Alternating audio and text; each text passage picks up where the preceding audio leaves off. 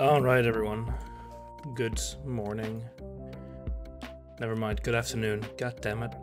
I wanted to wake up earlier, but my plans were foiled by a bed that was too nice to lie in. So let me just do some boilerplating here. 22.txt. And then we can start. Through the grapevine, I heard that today is not that difficult, which I'm not complaining about. Namespace std main. The answer is 1 if Dutch. Then go to 1. That's a nice infinite loop there, Mike. Are you sure you're a programmer? Hey, look, schedules are more of a suggestion. I genuinely did want to start on time today, but with my sleep schedule the way it is, I also don't want to ruin myself. But I would like to start on time tomorrow at least. And then after that, I would like to start the day after tomorrow, overmorrow. I think the old English term was. Who sleeps? Yeah, Mr. 5 hours of sleep. Anyway, day 22. We're actually starting at the bottom again. It's a miracle. I'm so efficient, I don't even need an end. Let's see. It only takes a few hours of sailing the ocean for boredom to sink in. Fortunately, we brought a small deck of space cards. No, not this again. You'd like to play a game of combat, and there's even an opponent available. A small crab that climbed aboard your rafts. It doesn't take long to teach the crab the rules. Before the game starts, split the cards so each player has their own deck. Then the game consists of a series of rounds. Both players draw their top card, and the player with the highest value cards wins the round. The winner keeps both cards placed on the bottom of their own deck, so that the winner's card is above the other card. Overmore should be used, it isn't. Yeah, welcome to Dutch and German, which still have it. And an inferior English lags behind. Let's see, if this causes players to have all the cards, they win and the game ends. Consider the following starting decks. Yeah.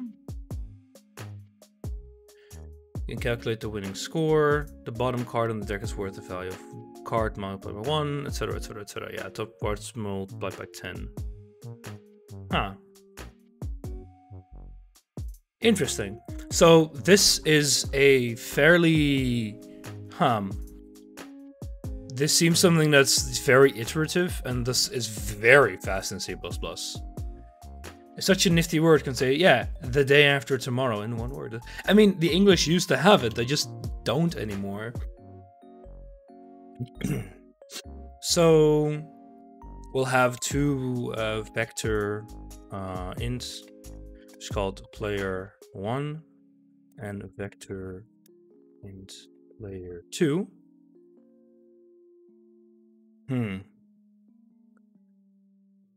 Yeah, overmorgen. We have it. I'm not sure if vector would work. I think I need a deck here, which is a doubly linked list.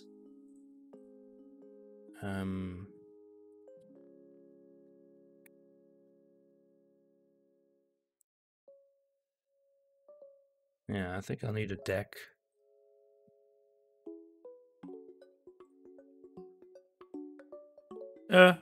Yes, we actually have that eergisteren. We have an undermorrow. We have that too. And here you go. This is what I want. Pop back, pop front. We have a word for the day before yesterday. Eergisteren. Which is like... Eer doesn't really mean anything on its own. And gisteren is just yesterday. So we just kind of do yesterday, and that conveys the meaning. And we can have an operator. That's not what that means. Oh wait, undermorrow. That's just that's just today? What? Like I'm not very okay, I'm a bit awake.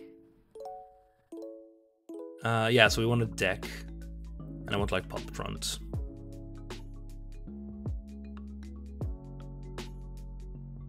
So the deck is a doubly linked list. That's all it is. And if you don't know what a doubly linked list is, wow, you're not a nerd. That's a surprise. It basically is it's a doubly linked list, so you're allowed to remove elements from any side. So I can now remove the front, which is great, and now pop up on the back. We have Vorgestern. Although, technically a deck is also a circular list. Because I think begin is connected to the back. I'm not entirely sure, because then I would just have to insert. But I think it's better to just not do that. V is not W. What? Same thing. It's not Vorgestern. Yes, I know, Baz. It's Vorgestern. Alright, let's actually start coding this. So we can ignore the first line because it's player. So we do string X. So we do while out. While input X. Want to play some? Yeah, that's what I'm doing right now. I love it. Yeah, I know it's misspelled inputs. The only DLLs I like are the library kind. What? What do you want about? Oh, please don't fucking tell me we have to do... No, don't tell me we're gonna have to do fucking that in part 2. I really hope I don't. I don't want to do that. Although, no, wait, because we actually have an input deck now, and they can't change that? Or they could say something like, you get a new deck, it gets copied, oh, it's infinitely long. Oh, hamster, no, please don't do this to me. I know what a DDL is, but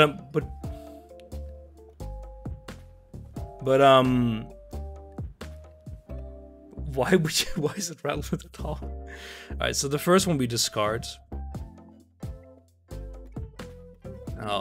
We'll see in a bit, I guess. So this discards the first line. And these are going to be ints, so we'll do int n.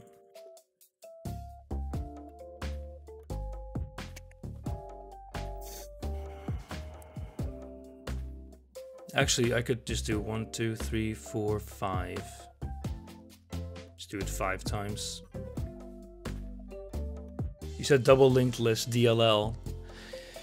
That's... Like, no one would have gotten that, Mike. Yeah, but I wouldn't know that you were talking about my doubly linked list.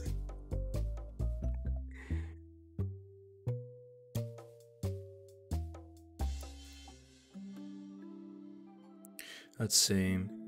Inputs n player 1 dot push back. So he doesn't push front, but we do push back, of course. N. And then what we get is 2 empty. 1. Oh, wait a minute. I think. Yeah, we should do this slightly different. Yeah, we'll do this slightly different. Did you lose your nerd card? No, it's. Jesus. People are horrible, you know that.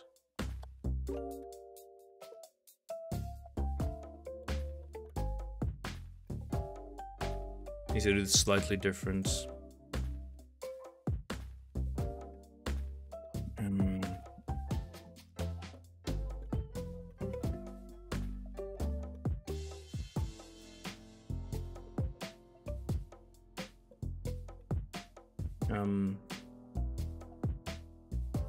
Yeah, and then we just do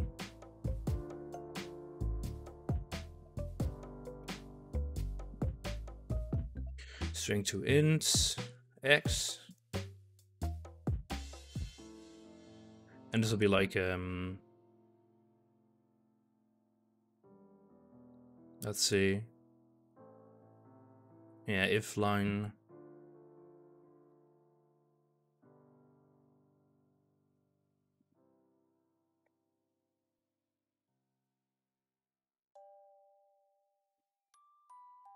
Not no, continue. What are you complaining about? There we go.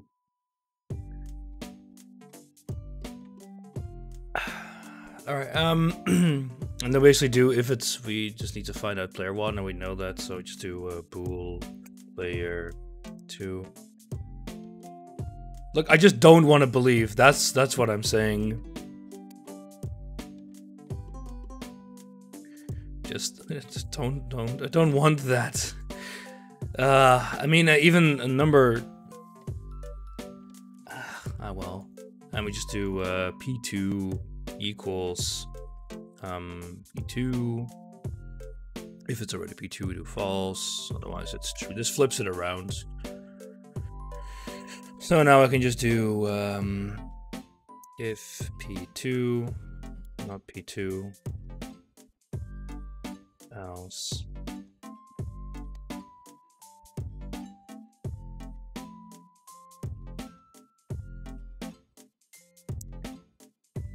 You were literally linked last year's modulo math. Yeah, that's what I thought. I saw the space cards and I thought, oh god, no, not again. I just kind of ignored it, hoping that it wouldn't matter, but... No, well, let's do here some 4.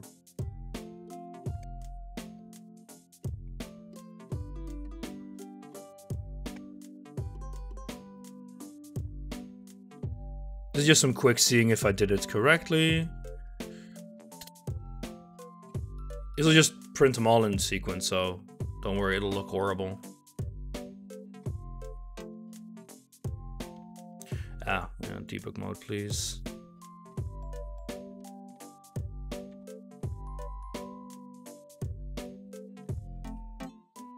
What are you complaining about?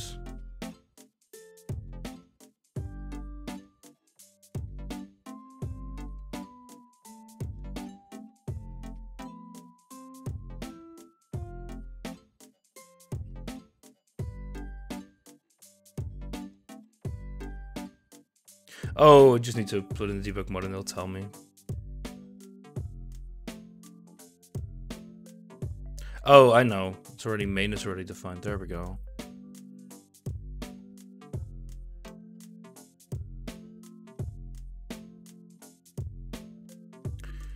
Nine two six three one 584 710. Perfect. So that was expected at work, and now we do a game. A game, yes. So we just do a while true. Just we're gonna break out of this when one of the list is empty. So we do a round. So a round seems fairly simple. What card gets put on top, right? Place 9, place 5, and it gets put 9, 5. So I think there's a way to shift a deck, which is what I'd like to do.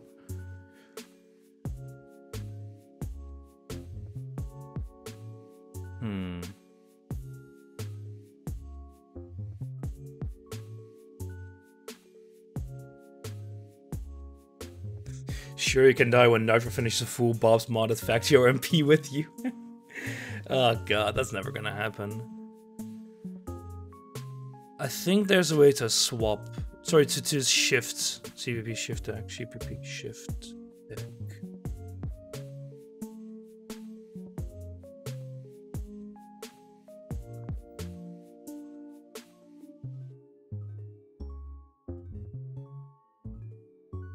Yeah, it's just exactly what I thought. You pop both and then you push it back in the winner one. So int p1 card equals player 1 dot pop front. Int p2 card equals player 2 dot pop front. What are you complaining about?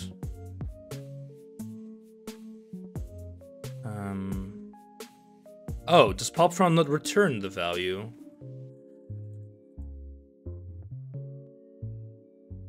Huh. Well, I guess that's not very complicated to solve then, but still annoying.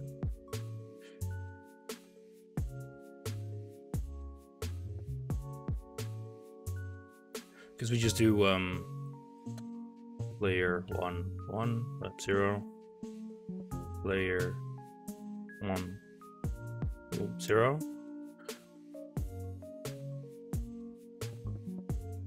Nah, Mike, you're not horrible. You're just you know, old people humor and such. And then we simply do if P1 card is over P2 card. So if it's then we do player 1 dot push back first our own, so the higher one, P1 card, and then we do player 1 dot push back P2 card. Else you basically do it in reverse, and for the other one. So we do player 2, and it'll be P2, P1. So this is all the logic. It's very little, which is great. And now we just need to do, hey, if player 1 dot length size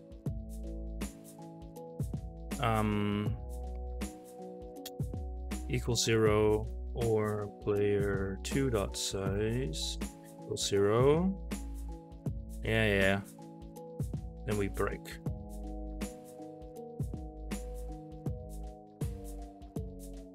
Then we do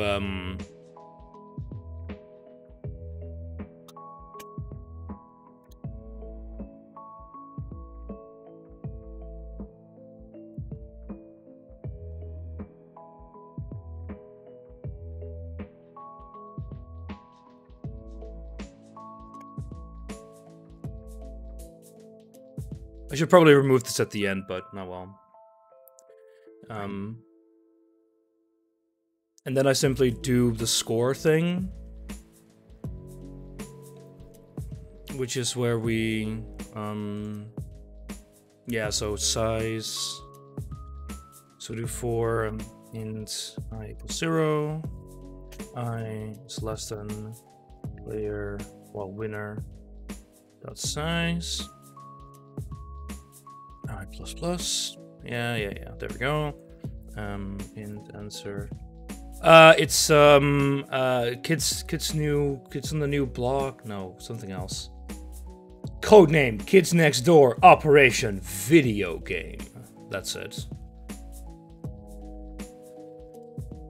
And Shadow helpfully said that the speedrun is 2 hours, which means nothing to me.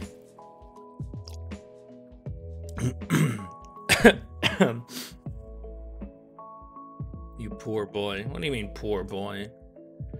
Anyway, we can do this fairly. It's like, that must be a shadow. Of course, it's a shadow game.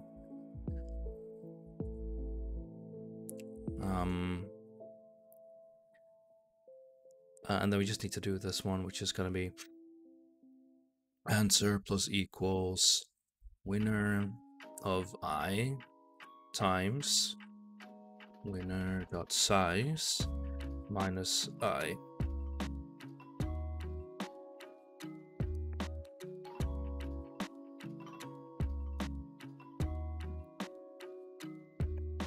I suspect part 1 is going to be the warm-up for... It's always the warm-up for part 2. So 306. Don't think that's the right answer. It is. Alright, so let's do our proper inputs.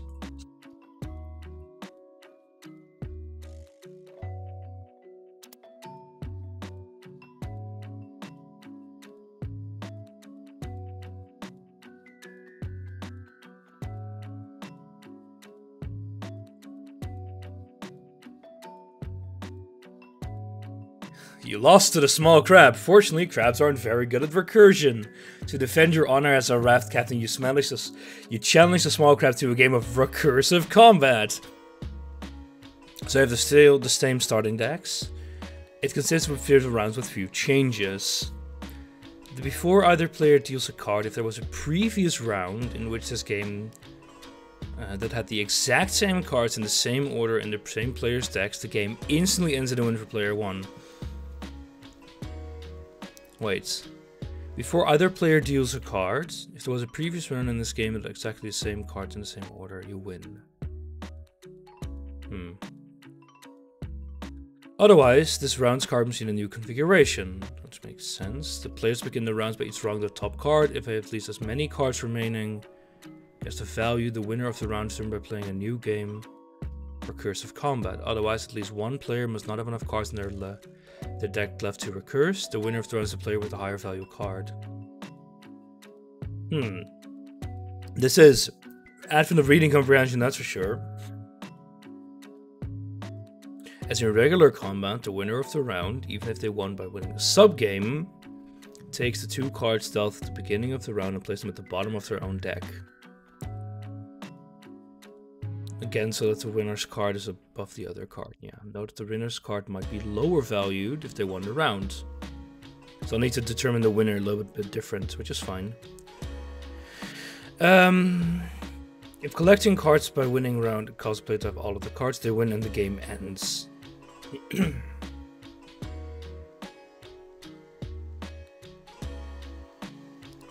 During a round of recursive combat, if both players have at least as many cards known as the number of cards they just dealt,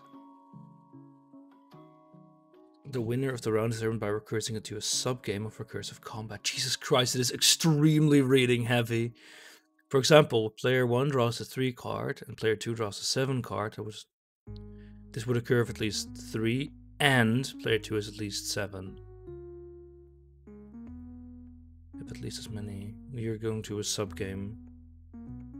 To play a sub-game, each player creates a new deck by making a copy of the next cards in their deck. The quantity of the cards as copies is equal to the number of cards they drew to trigger the sub-game. To play a sub-game, each player creates a new deck by making a copy of the next cards. I assume that just means everything except for the one they're holding.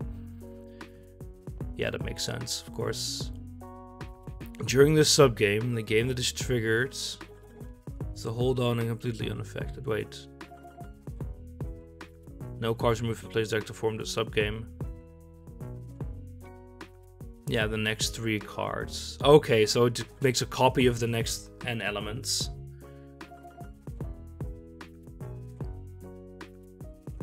Is the primary game.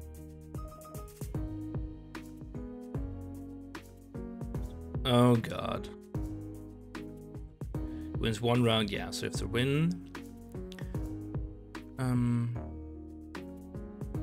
So, let's see, when do you recurse? Let's see. Yeah, if at least many cards from against the value of the card they just drew. So that's the determination for getting into a sub-game. Which won't happen here because there's no 9 cards left. There are 2 here, but there's no 8 cards left. So you basically wait until that's valid. And that happens, yeah, because he has 4 cards, and he drew a 5. So basically we do the pop back, and then before we add it in here, you play a sub-game, and that sounds about right. You need to make sure it has a copy and not a reference. And here 4 and 3 are valid. So now they need to play a sub-game, so yeah, so here, this win condition will be determined by a function, and that'll be returned by this.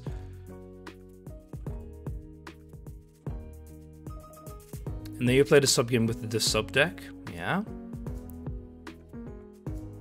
And then they, so the rule about when you have a previous, that's a difficult one. So somehow I need to keep track of all previous sets.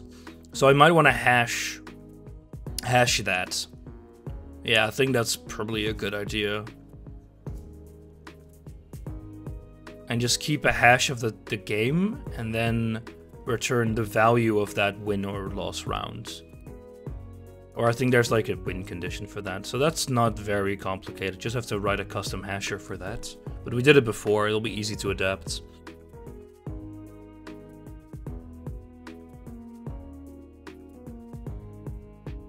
Yeah, I just need a tuple. So basically gonna have a vector that we're hashing. That's fine. Let's just use an unordered map. Yeah, that'll work. Right, so you play another game. It's game 2, and then just play. And then you win, because at no point the other condition ever gets triggered. Yeah. The winner of game 2 is player 2, and player 2 wins round 9 of game 1. And then you carry on with those rounds. And they need to play a sub-game. So it's recursive, but they aren't all prime numbers. But I have a feeling that it's still gonna matter. Yeah. Nice. Overflows.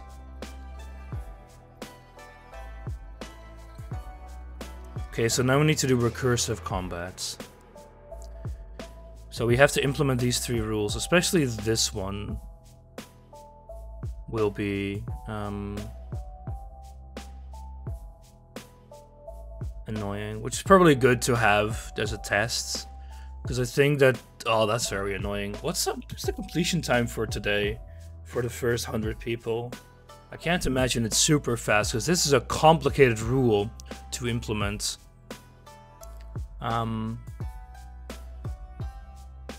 So what do we do is make a function. 20... Really? 20 minutes? I'm impressed.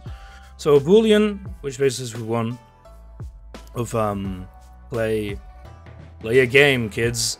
And it'll be past 2 decks, so we pass it to deck P1, P2, and we make this locals, and we just copy this, and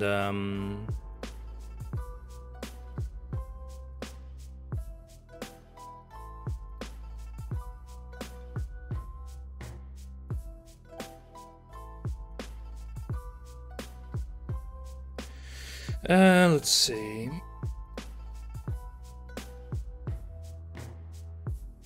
Let's see if Nitro can do dodge 2 mistakes I made.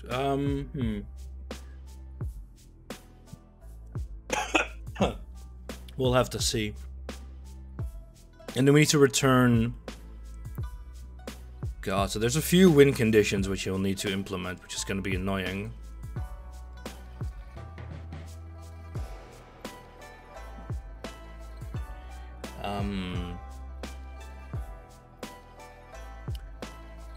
Yeah, we just return the one that doesn't have a 0 size. So return. So we do true if player 1 wins. Yeah, that's some kind of instructions, all right. So if player 1 is larger, so we just do return p1.size over p2.size. There we go. This is not proper yet. I know that. I just want to make sure that part 1 works with this code. So what we do is we do bool win, let's see, p1 victory equals play game of player 1 comma player 2. There we go.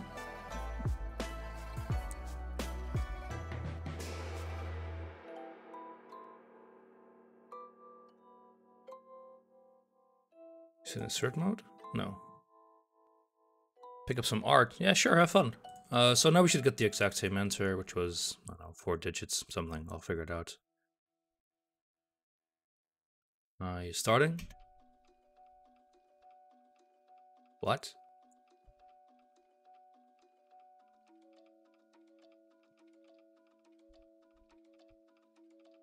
Is it not doing anything?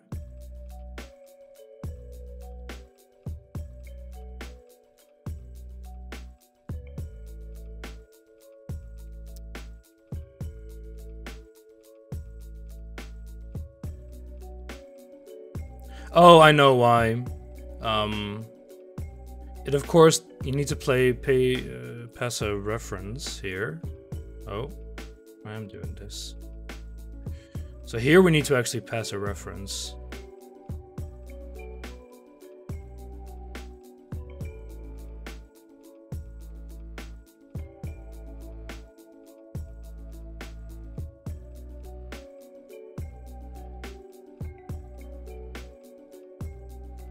An L value. I had this before.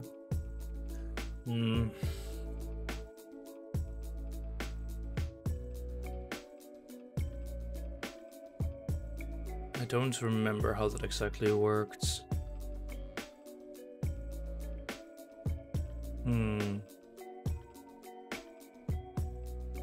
No, even then it should... So what happens here is that these get modified, but you don't actually get... you don't actually get, like, the...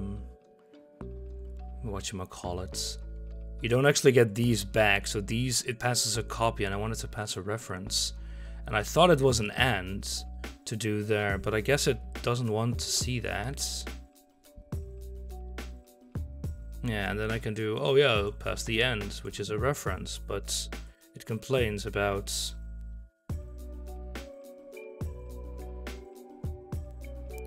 initial value of CPP, initial reference of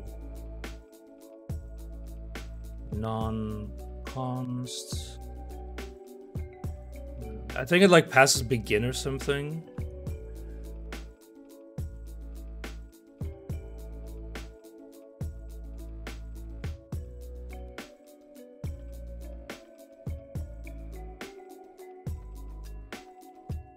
Loads, consts.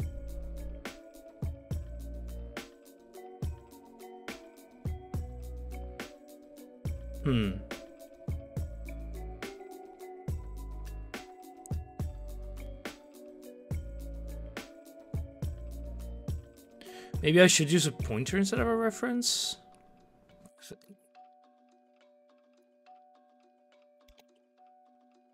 No, because then you're pointing to the memory and not to that. So that makes sense to me, but... yeah, Declare X constant, but we are gonna modify it. Oh, we're not gonna modify... oh, no,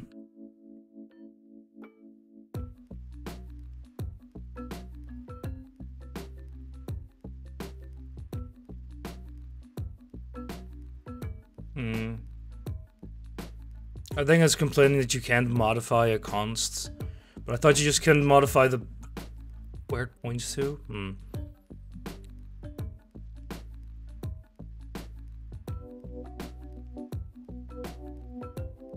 It says don't use it, but it's, I'm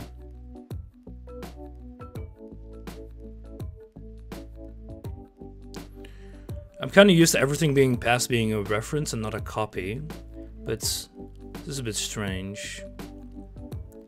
So this should still break, though. That's the thing. So I'm not sure where this gets stuck. Yeah, it needs to be removed. That's my confusion here. Because it never breaks. That makes no sense.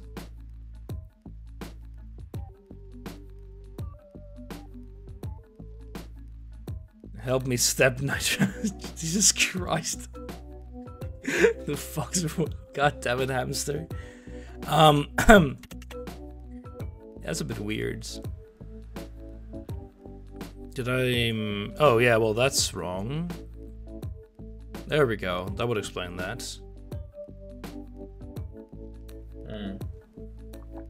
It's the wrong answer though, as I thought it would be.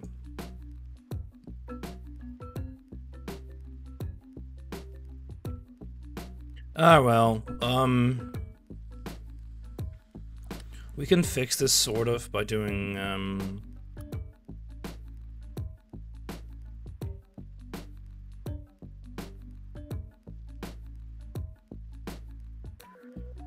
by returning P1, comma, P2. Now doing this. Now what are you complaining about? Oh yeah. And then what do we can know? We know that this is a pair.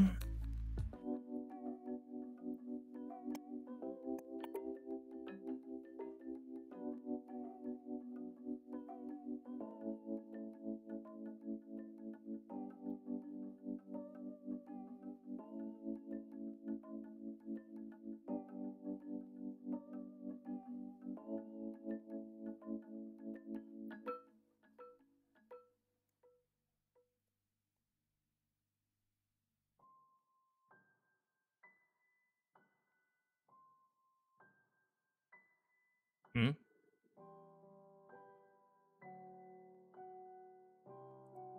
Oh yeah, it's not a yeah thingy. And then we just do what we did here. Just if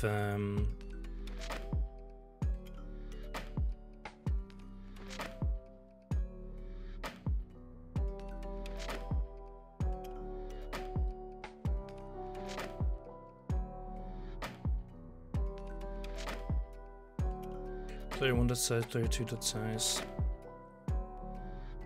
The only issue is I need it to actually be it's ever only relevant in the last one, which is a bit annoying. So it could actually only have one that has like played top game, because everything else is always played with a copy and doesn't modify the below version. So what I could do is have one that's played. That's kind of disgusting. Because I could return make it a tuple, and do a tuple, and then this will be a bool, and this will be there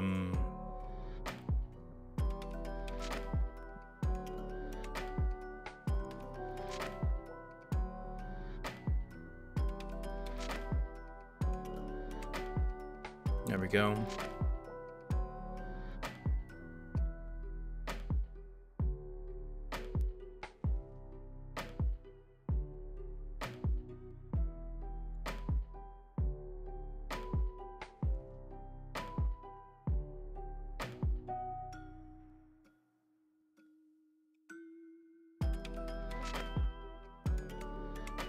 There we go. So now this will do is it'll tell us the winner as well, because we not always care about that. So there we go. It's the right answer. And now I need to make this recursive, and that's gonna be fun.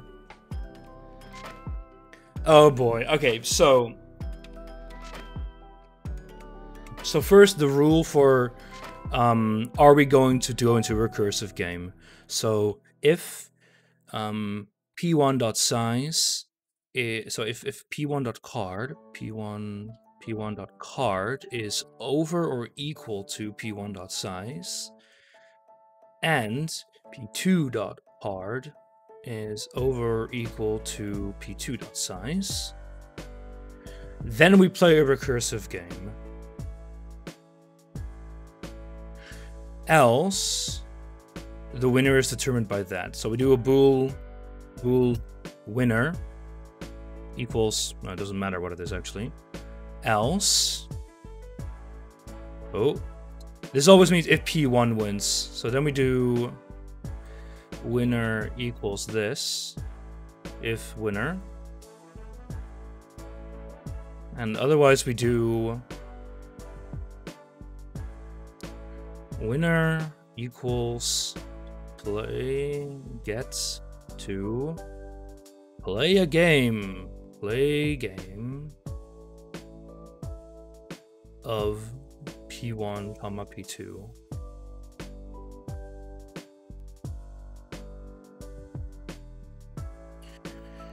Now, of course,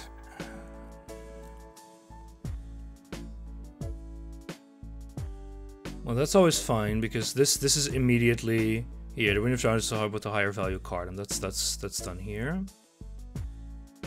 But this one, before each player deals a card, there was a previous round in this game that had an exactly the same order.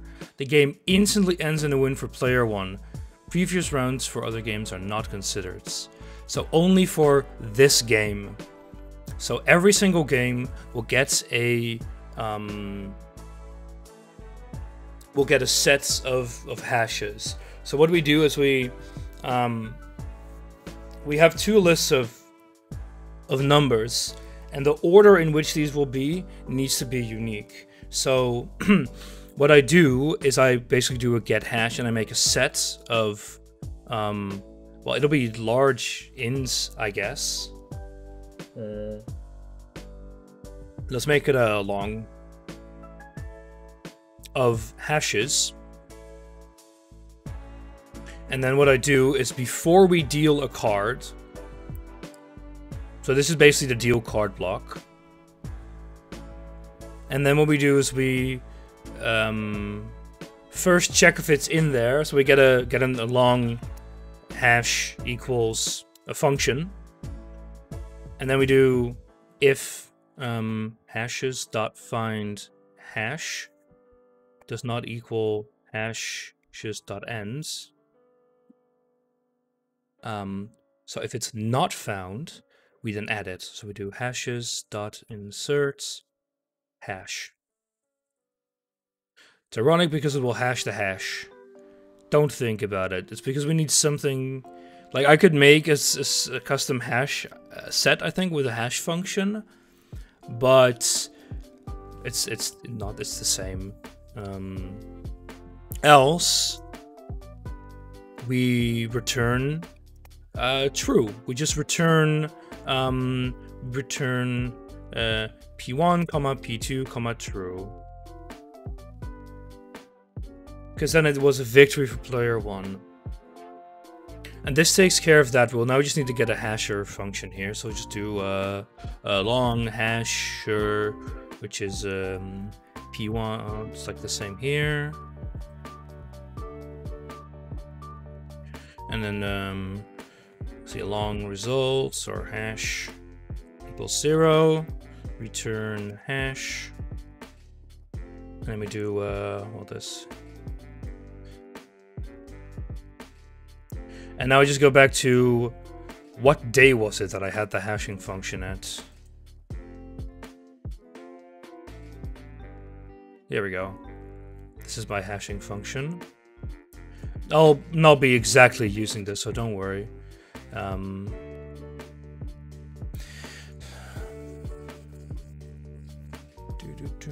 What are you complaining about? Oh, it's because the tuple doesn't like that. Or this is basically what we're going to be using.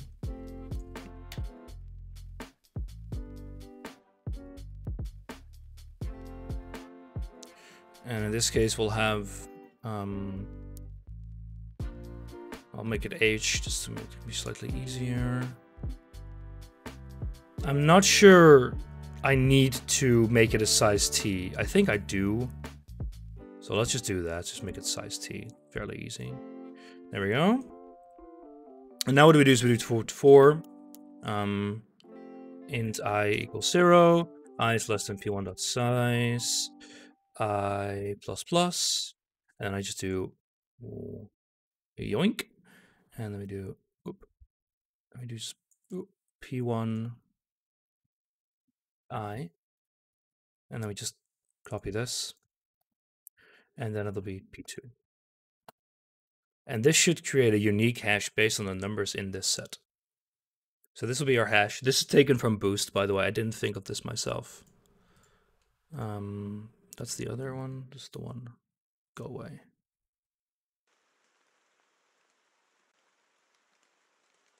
So that's that rule. Let's get this test input and see if it terminates.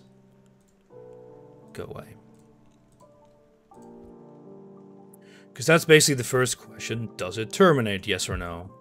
I need to think. Let's see. Did I implement all the rules properly? So if there was a previous round in which that exact same card in the same order, it instantly ends in a win for player 1. I had that. FIFA rounds from other games are not considered. So we have a local set, and it gets deleted once it's done. That's good.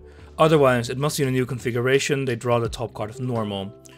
Here we go. The winner of the round takes the 2 cards dealt at the beginning of the round and places them at the bottom of their own deck. So this winner action is, yeah, so even it might be the lower value card if, you know, this returns something else. If it's equal, yeah. No, it's the other way around. It needs to be like that. Because basically if it's lower than the size or equal to it, then it's alright. And we already popped it, so if this is 5, then this is 5, then it's good. Alright. Otherwise, they just play. Okay, it's a copy. That's what we do. We pass copies. Alright, let's see if this works. 78. That is not the right answer. It's 291. Okay. So at least it terminates, interestingly enough. So let's see. I could do something like this. See what every deck is. Damn copies, nothing original. Indeed.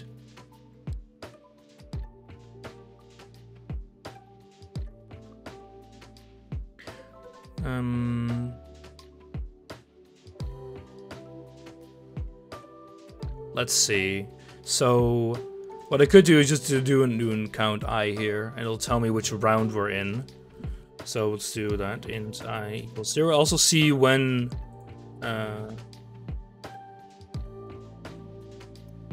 it'll also tell me sort of what games and how we're playing them. Because you should see a reset to 0. Yeah, it instantly terminates. Yeah, okay, that explains a few things. We ended in 20 minutes. We'll see if I find the bug or not. So let's see. So while true, if hashes.find does not equal hashes.end. Oh yeah, whoops, my bad. That's the way. That's the mistake. 291. That works. All right. Let's test it on our actual input and see how long it takes.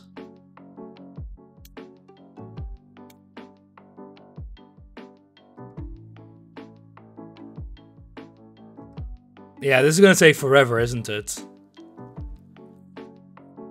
This is gonna take forever. There must be some something clever. Let's see. I know where you have a mistake. You just tell me, but I won't tell you. God damn it. What's the mistake there, hamster? Let's see. Hasher.insert. Yeah. Yeah, sure, give me a hint. I'm not here. It's not a contest, you know? Observe your memory. Yeah, it never changes. Which means we're not copying things in it. Yeah. Get to play game.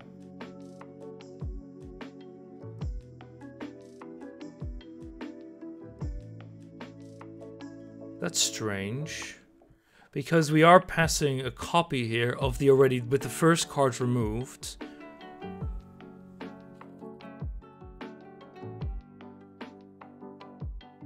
But it worked before. It worked in the example, so what's... Yeah, I could actually...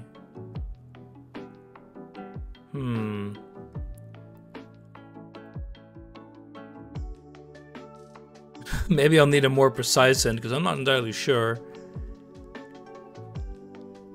Let me think. Move from the front. I have a feeling your hint is going to be slightly less useful. It's in your title, Advent of Reading Comprehension. What did I miss? What did I miss here?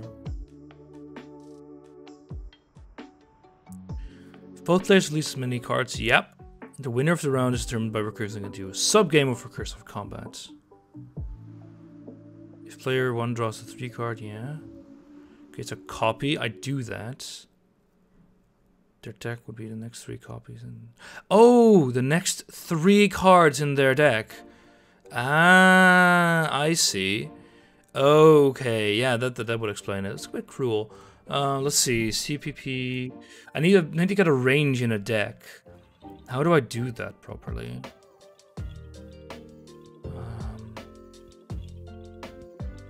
Oh, I can do a resize.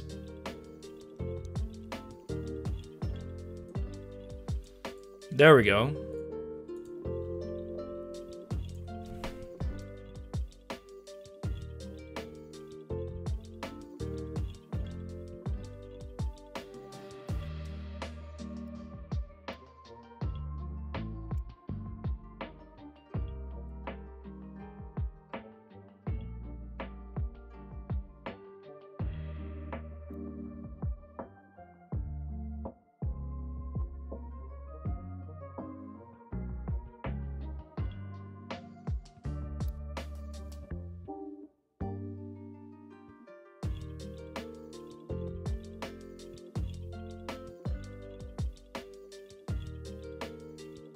So we can just quickly test with the original, well, the test inputs. So we know if it's still just the right answer there. 291, I think. 291.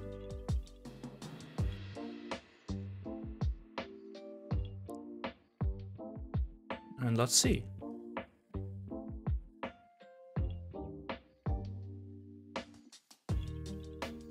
There we go. It's actually doing something now. So just, oh, there we go.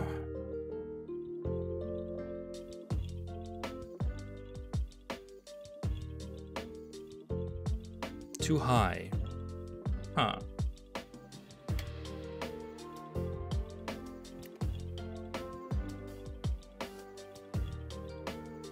How's too high?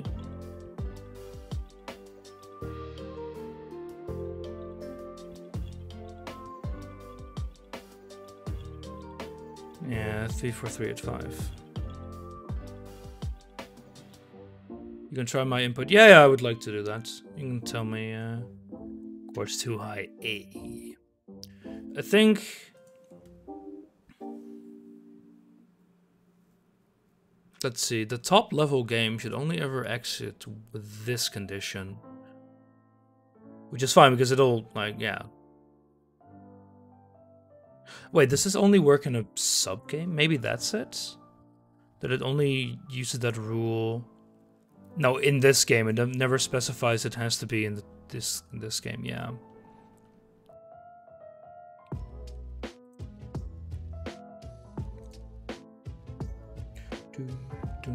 Cheers. Hey, actually giving me as a TXT file. What a guy.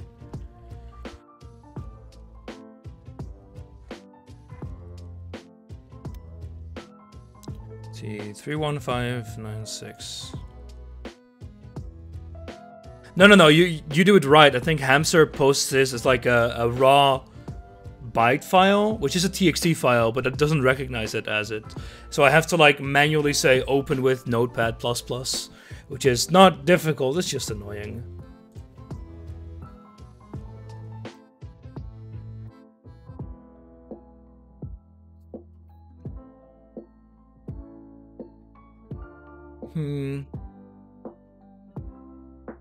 Because I think it might like leave out an element or so at the end, but it feels weird because it should always exit using this one, and now it's too low compared to yours, huh?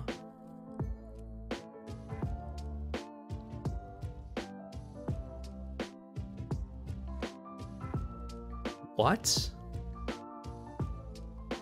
Get 2 results. Off by 1 erroring an hour. Of wait. Here, see F. Should be, what is it? 31596, and then we get whatever this is. I don't think so here, because it gave me the right answer for test inputs and for my part 1, of course.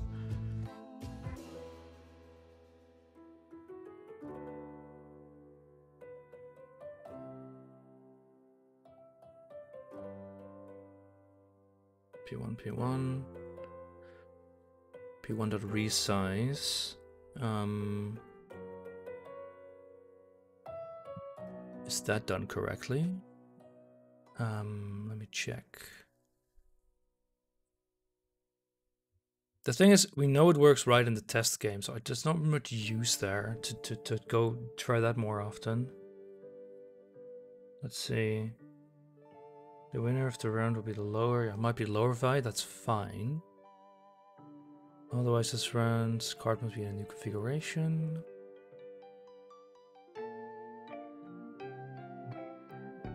There's 2 out of 7.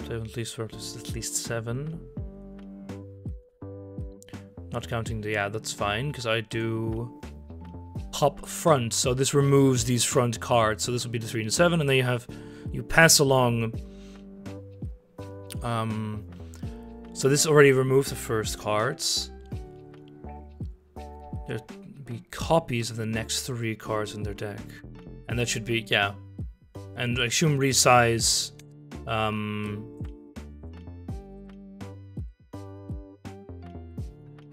There we go.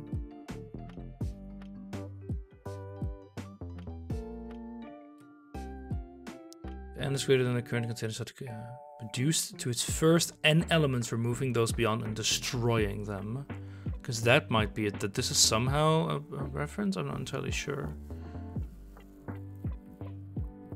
Yeah, and I should remove the first, so yeah, 1, 2, 3, 4, 5.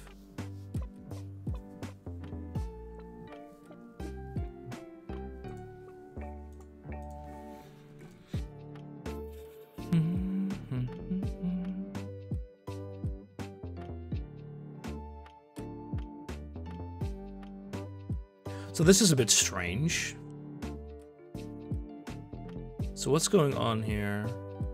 If it's the same size, yeah, 3 and this is 3, you get all cards. I'm not, no, because this like, so this would be 3 and this would also be 3. And then you have a valid amount of cards left, so it's, if it's equal or smaller.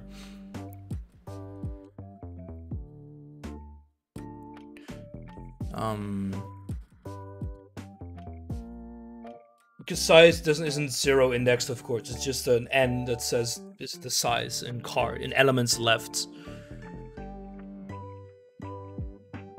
So if it's say 0, I mean, you'll never be fine. Oh wait, might there be a number 0 on the stack? Oh, that would be cruel. No, there's not. Huh. Interesting. What's going wrong here?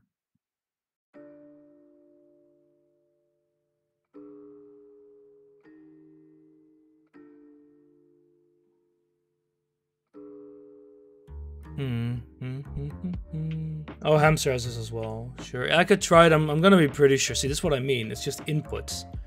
Just inputs. I'm pretty sure it'll give me the wrong answer as well, but I'm not sure. It's not a consistent error, which means it's a logic error somewhere, which is annoying. Let's see. Still appreciate it though, of course.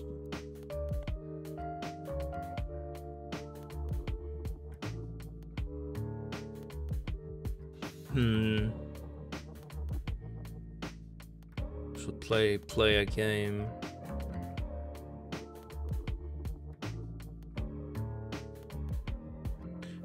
P1 size, yeah. If it's true, then player 1 is 1.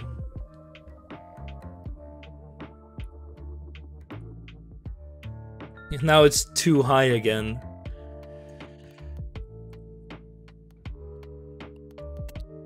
You snoozed saying it wouldn't work. What? If somebody snoozes while speaking, we say the speaker told the truth at moments. Huh.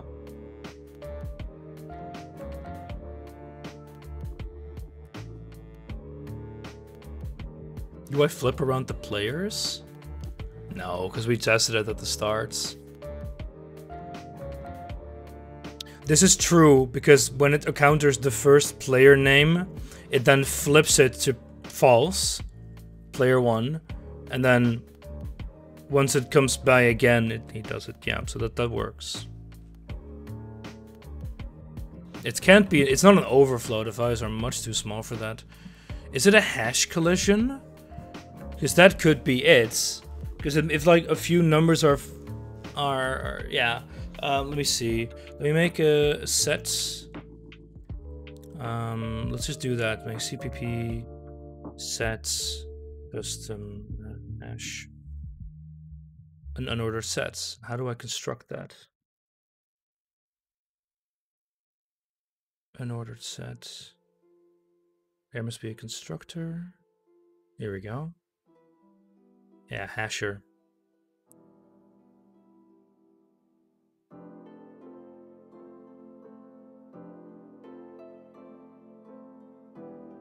So basically make this a,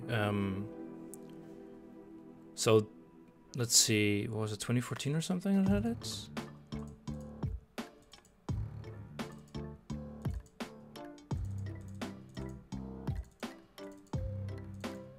No, 16? Oh, here we go. So basically do this.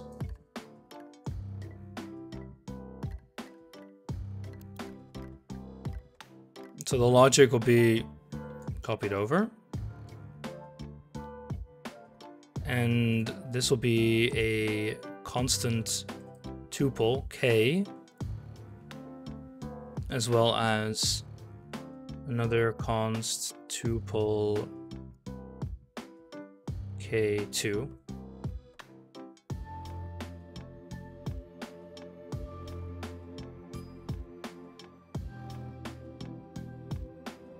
Okay, what are you complaining about? First of all, that's not right. And U needs to be no member size. Ha.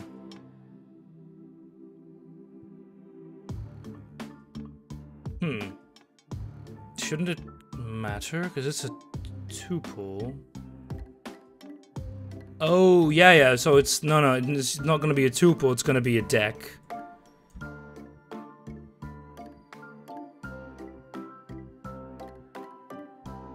There we go. And then we make this an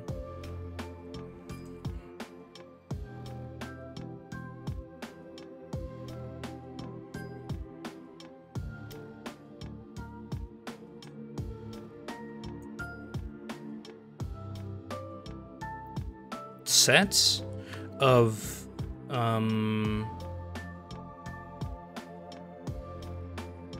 I think you can only pass it like one. You need to pass it like a tuple of these. So that'll be like, yeah.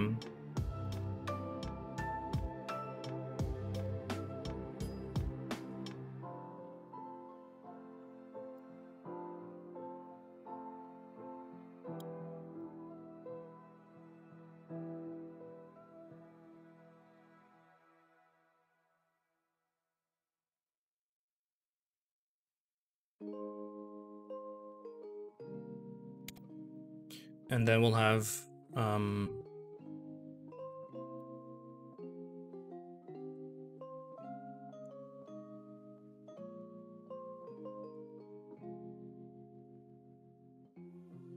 there we go. So now it's only one thing. And now we just have an unordered set that is pair, comma, hash, key hash.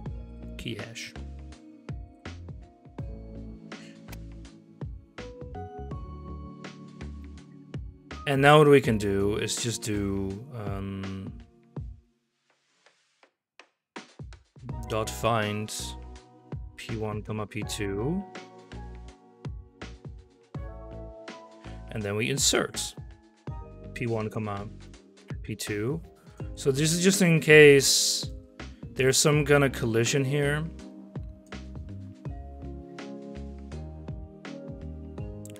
In theory, this shouldn't change the result, but it is slightly better to do.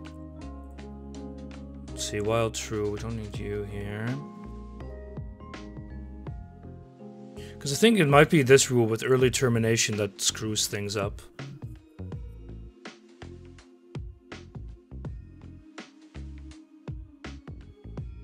But now, the thing with an unordered set is that if there's a collision, it will still do a slower search for the right answer. which is good. Matching token found. What? Oh, yeah. There we go.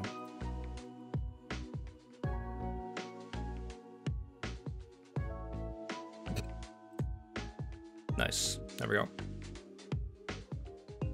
So this is still hamsters.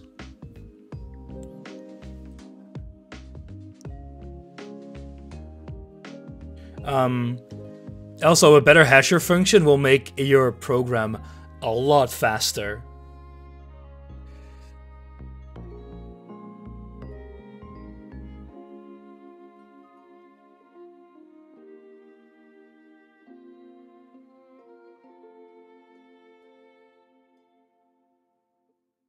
Where's my result, hamster? Alright, let's look.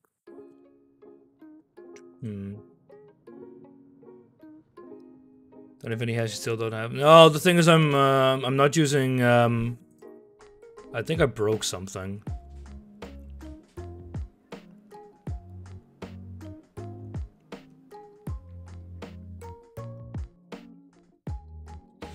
I think I broke something. Well, it's on release. It's in debug mode, so it's gonna be slower. But still, this is extremely slow.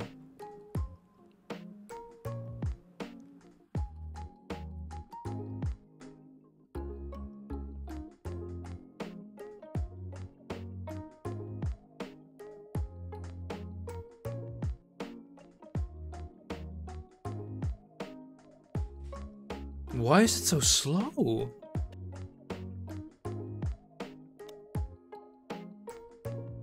It got an answer before in like way less time.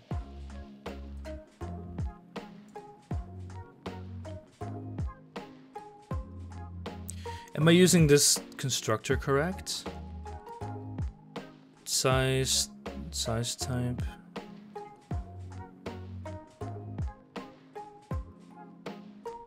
Yeah, I did it in way less memory before. Here we go. Value type, size type n.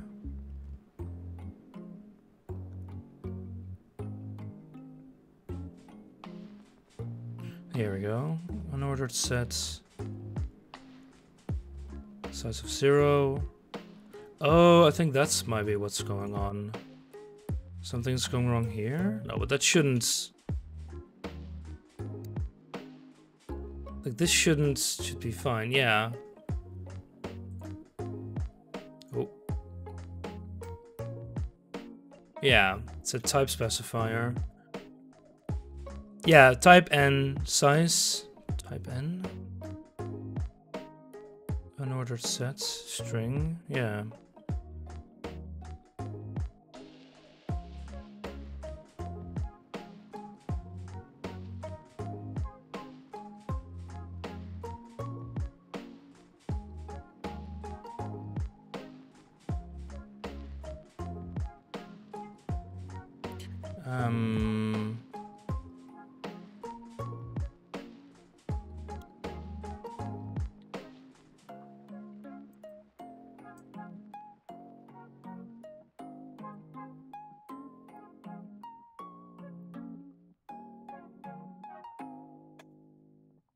Size and constant hasher, yeah.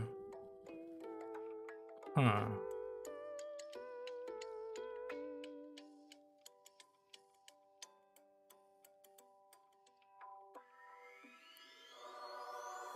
Set.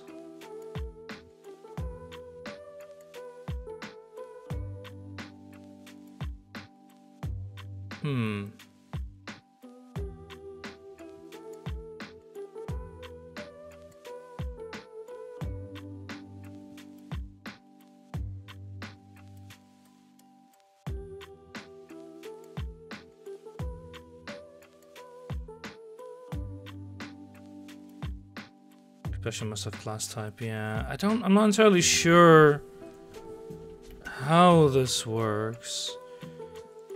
Because we did it before, we did it like, let me see, 17, was it right?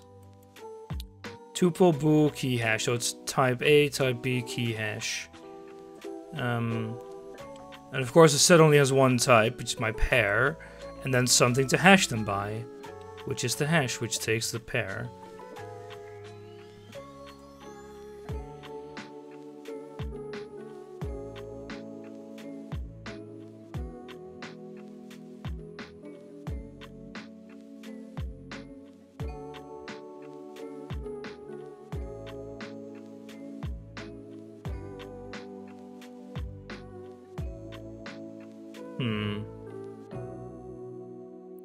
This is strange. Let's see. CPP set of pairs. And it'll tell you, oh, you can't do that.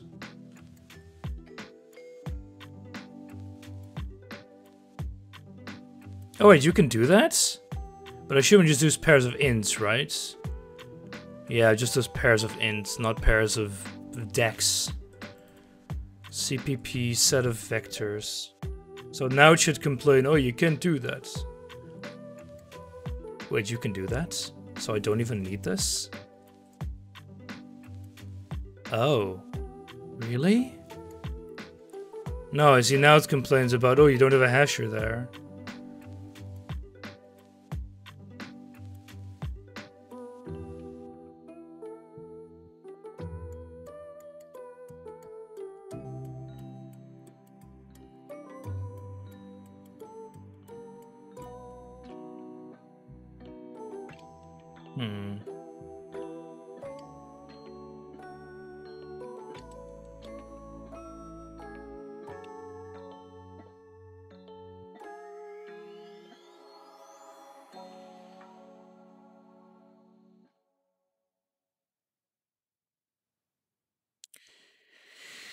So, send here is...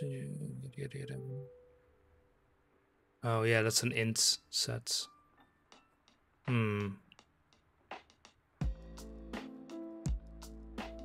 Because they don't insert a deck into that, yeah.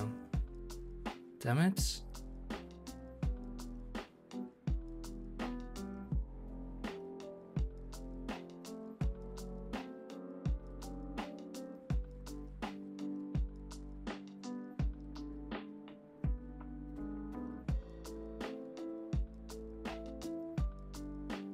Well, I guess I can go back to a working version.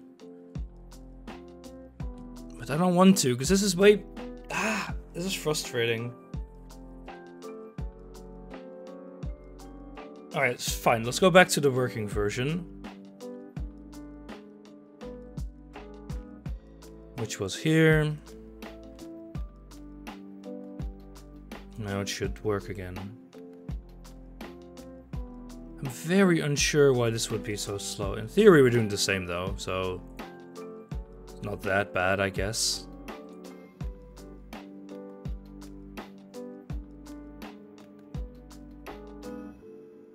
Yeah, it's these two. But we still have this issue. It's too large here, too small here, and too high for me as well. And it also produces very close to the same result, but that probably means that Hamster's value is fairly close to mine.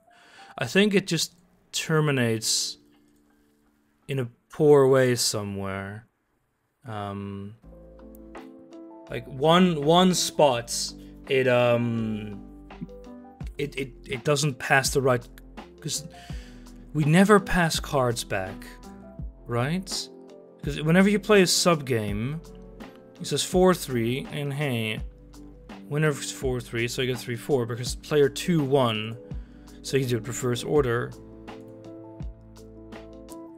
But it does that all correctly.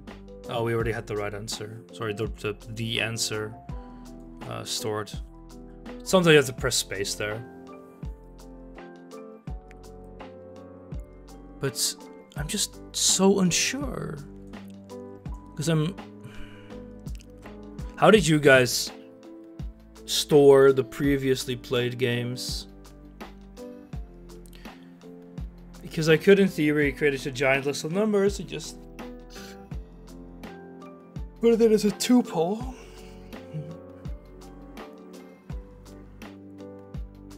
In an array. Wait, what?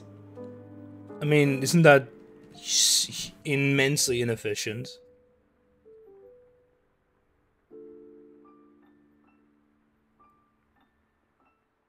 Because hashers should, in theory, always return unique values. Size T hasher P1,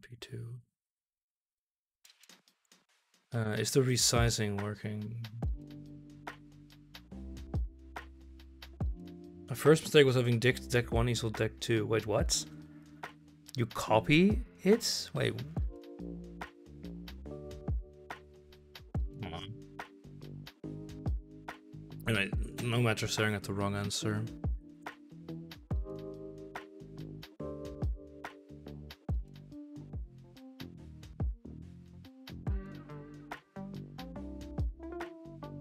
Oh, to save the previous decks. Okay.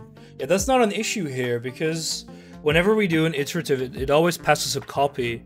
Or it gets... yeah, because it takes a copy. So yeah, I was overwriting, because I know Python is a bit weird with that.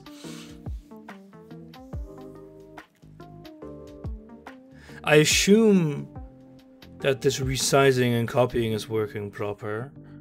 It might... oh, that might be an error. So we can do this. So we just count p1.size and handle, and we just count p1c.size, and these are allowed to be the same. Well, I could obviously just count p1.card.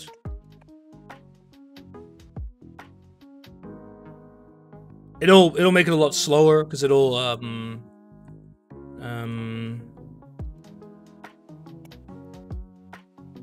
to write all this out, but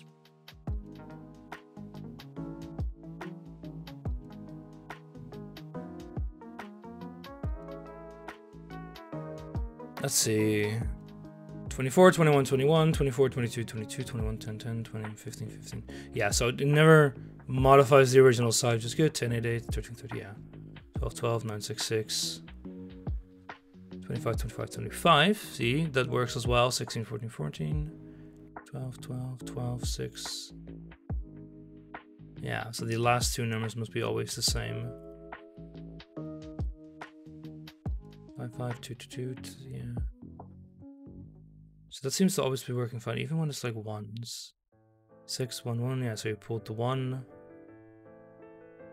Wait, why is it 6 again? Are you finally winning, son? Nope. This might be something. Why is it doing it twice in a row? Well, it might be the size. No, because it's doing a sub game.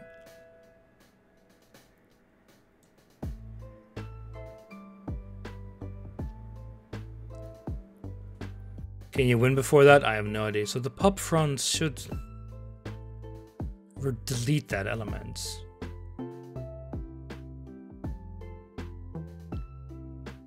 Yeah.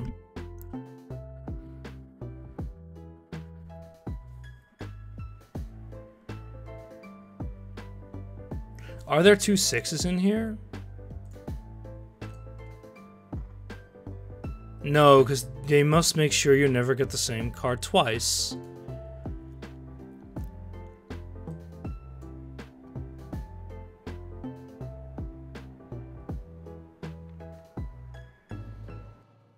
That's wrong. This... wait, no. P... is that the size? Oh, it's a size, idiot. It's the card that, of course, that's different. No, I'm just being an idiot. But it's still... it does, you know, get... so we get 31, 30, 16, and here we get 1, 6, 1.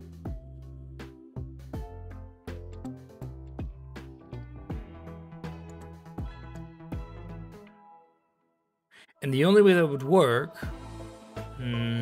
well, actually, there might be games played in between, but... oh no, look at the size of the deck. So it goes from 31 to 31. No, but there might be rounds played in between that don't end up in this block. Bah.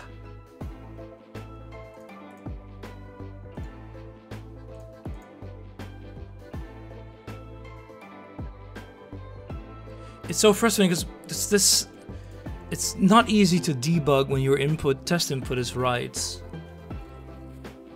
But I think this might be where an error is. Because the size stays the same, but it could like lose a card and then win. So then lose and then win, and then you're back to normal. But they all get added on the back. And that's the thing where I'm a bit confused, because you get So you have 6 cards in the deck, P2. My hunch of the error is when you resize the deck, it bugs out. That could be, but it shouldn't. I could do that. I could just do a quick breakpoint here.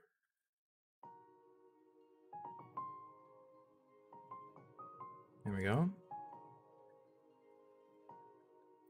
Let's see. When the line of the deck is same as your card, it shouldn't matter then. Is this the case here? 21, no. Anyway.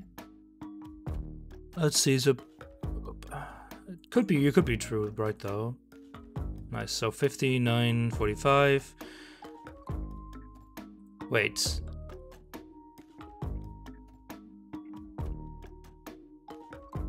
No, that's correct. Yeah, because P1 card should be 21, which was the value before that.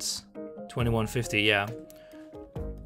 Yeah, that's correct. So 5945, and then the copy is that, but with like the last values cut off. So that's to 20 because there's 21 values. And this, yeah, ends here. So it's 72346, so not passed along.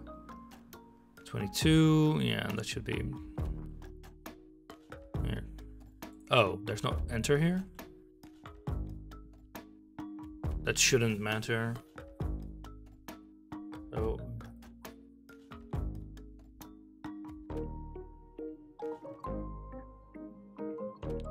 Well, we can always just see if it matters. But it shouldn't, though. It's not, it just has a continue in my code. So I can't imagine it. Yeah, that might be true. I could add a breakpoint for that, so fairly easily, so we can just check it.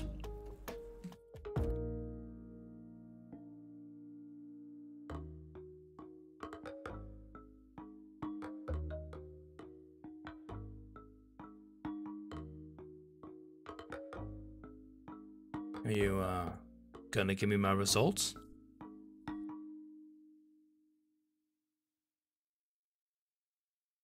There we go. Yeah. But I can simply do add a conditional breakpoint. Conditions. Which should be like p1.size equals p2.size.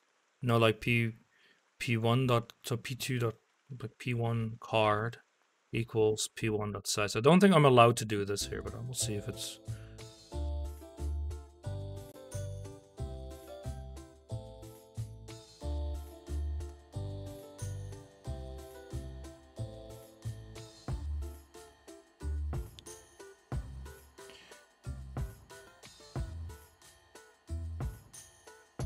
You're correct, by the way.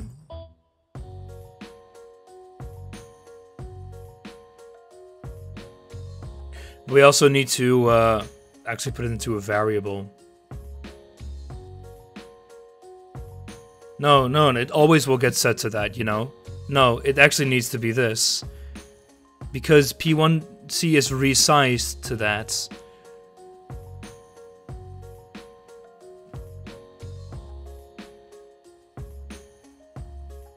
And I know it won't allow it to be set, so what I can do is have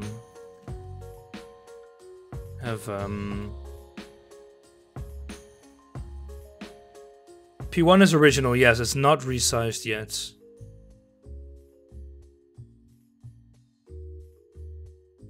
P1C gets resized here. It's going to be resized here, but P1 and P2 will never get changed because they shouldn't. That's why you just get 2, which is the second variable, or the third, I guess, which is the Boolean, who wins.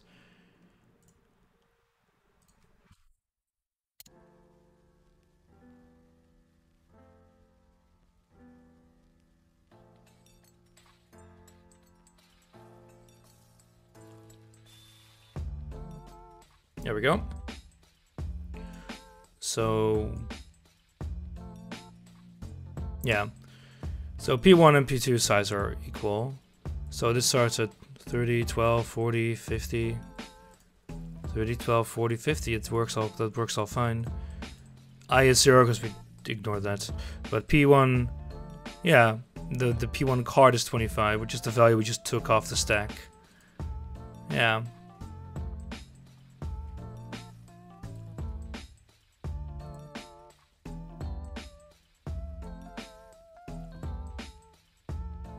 Oh, hey, look, we see the 1 and the 6. Yeah.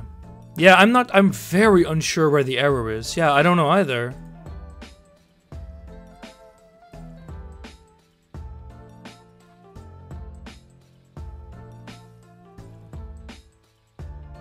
Because every sub-game... Because we get the right answer with the freaking test input. I could step through that logic to see if it always works, if it always does it correctly.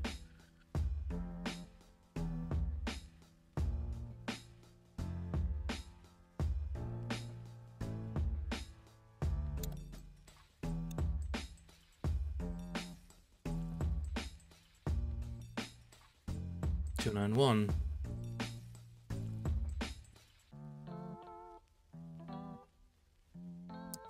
Let's see.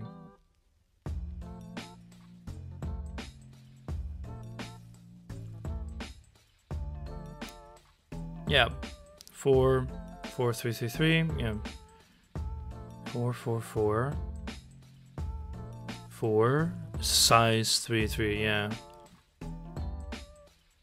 Hello there. Just debugging something. And I need to go to the next. Here we go, subgame 2, 2, 2, and 6, 6, 6. Which is correct because there's 6 elements here. And the next subgame is done here, which is 2, size 1, yeah, resulting size is also 1, which is 8, 4, 4, 4. That does that all correctly, and then there's one more. Which is here.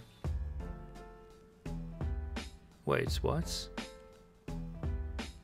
Oh yeah, 2, 1, 1. Size is 2, number is 1, resulting size is 1. And this one is 4. 6 size, 4, 4. Yeah, it all works.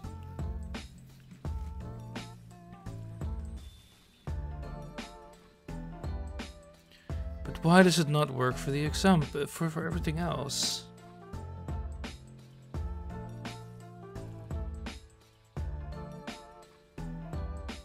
Is there some line that I missed?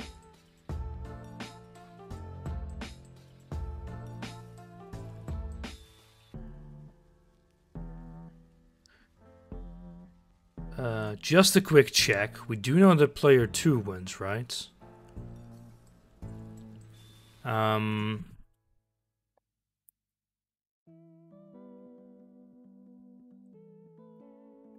So this should be false. Yeah, it's false. 0. That works.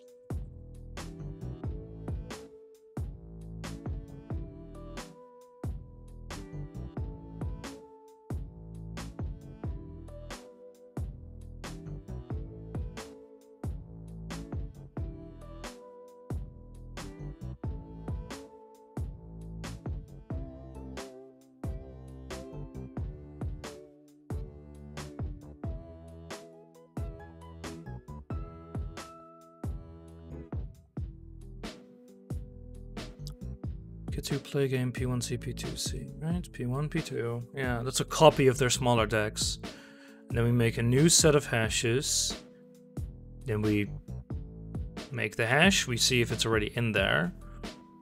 If not, we insert it. And if we do find it, we return what we had, which is relevant. We don't even need to return these, and we return true because player 1 wins, right? Before either player deals a card, if there is a previous round in this game that had exactly the same cards in the same order in the same player's decks, the game instantly ends in a win for player 1. Previous rounds from other games are not considered. This prevents infinite games. So, I don't know what the result is going to be here, but this should not loop.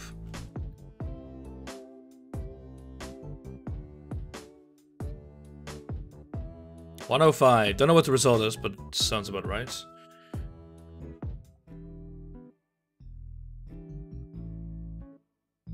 $105 is a result. Oh, you checked it? Okay, good.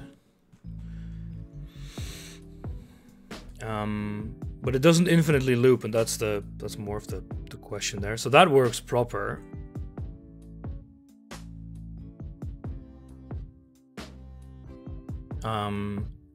Then we take the top card into this value and we pop it. This does not destroy the reference because this is a copy and not a pointer. We then pop the front, which removes this card, because we always remove the card, because we already ignored the first step. We already checked for the entire stack. Then, if both of them are smaller or the same size as the stack, then we need to play a sub-game. That's always the case, right?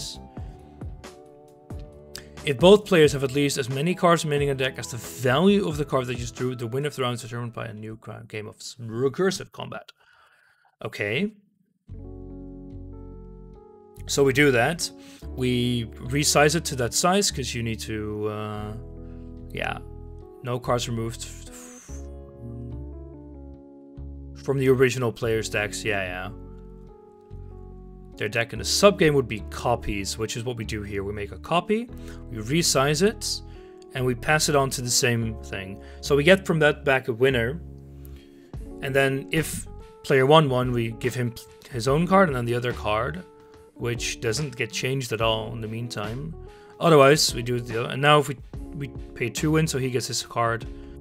So it's always the winner's card first, right?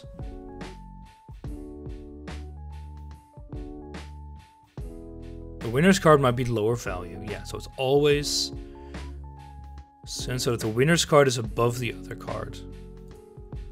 And here we know that your card won. And then if either of them are empty, we break, because then we know we're done with the game.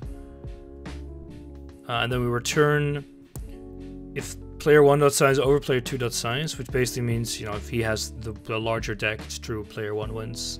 And then we return the decks as well, because we need that for the final answer.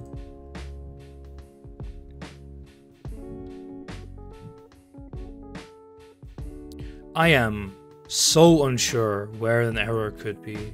We do all the rules proper. I don't think the hasher causes any collisions.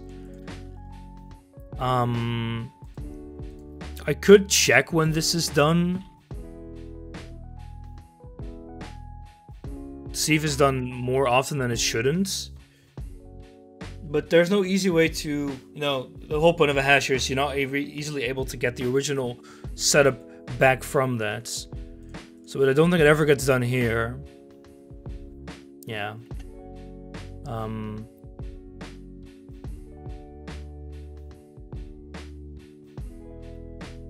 After the game, editing is input to have no empty lines. Okay, that happens very often. I have a feeling there might be collisions. Oh, I have a feeling there might be collisions here.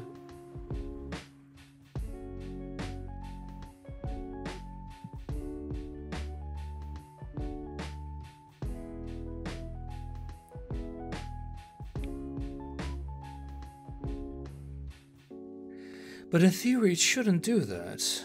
Yeah, we got our wrong answer. Okay, so that's one thing, alright. We get a ton of these collisions. So is this... Scrap the hash idea. Yeah. So how do I store that otherwise? I need to have, like... The thing is, there's no good way to do that. What should I do? Just have a set of... A list of numbers, a set of vector. I can do that. Yeah, let's just do that. Just do a vector. Int. And then I combine decks. I just add the decks together. So we have...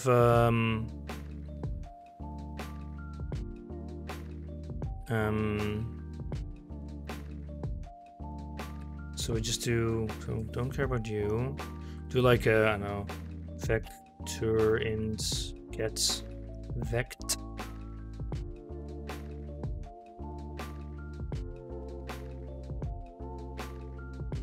And then we do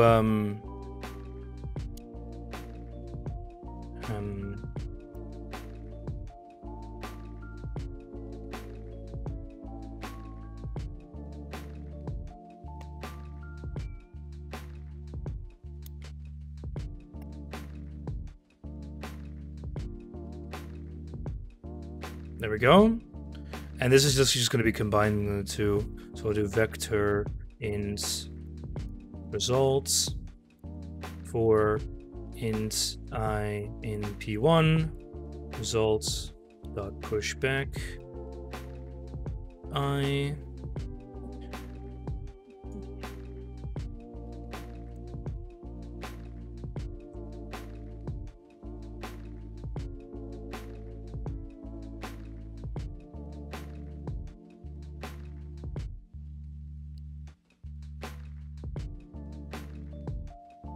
Still got a ton of collisions, which, well, not collisions, matches, but that seems to be parents. I guess you guys could run your code and see how often that path is taken, but this is a lot more than I would expect.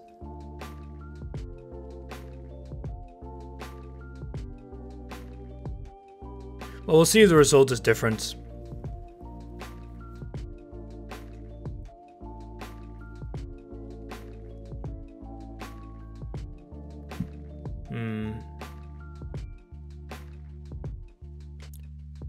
Yeah, same.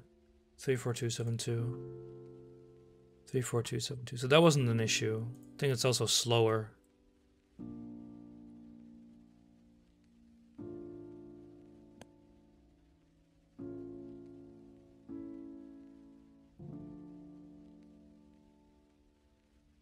So that's not it.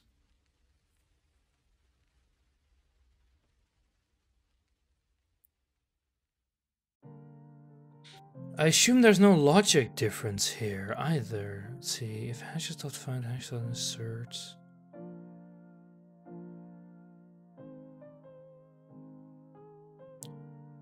And this is a local one. It's not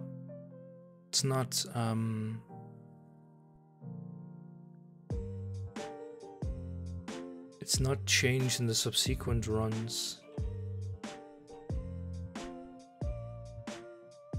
Wait, only in this game? Yeah. Oh, I'm guessing that's like, yeah, if a subgame would infinitely loop, that'll happen. Yeah. If you run in this game, at exactly the same cars in the same order, game instantly ends. One thing we could do is just pre-allocate this to be... There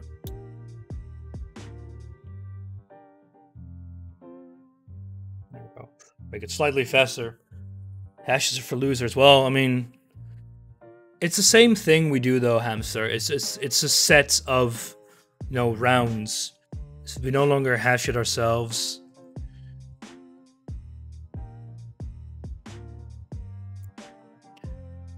Could we basically do the same idea? We just put a vector in here.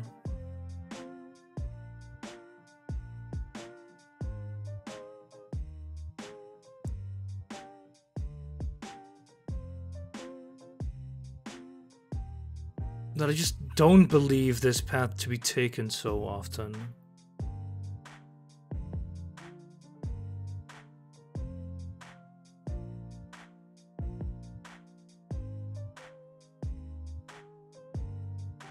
Hashes are for browns. Do Russians even eat hash browns? We don't even do that. Let's see. Play with the higher value card, yeah. Else, there's no recursion possible, so the winner is just the one with the higher card. Cheesecakes, whatever it is. Man, this is annoying.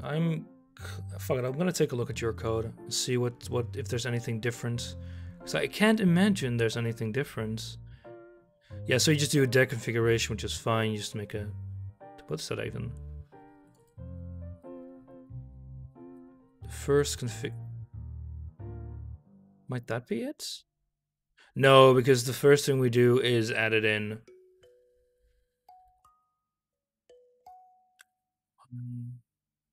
Wait, is that it maybe? No, because we insert it before anything else happens, but while...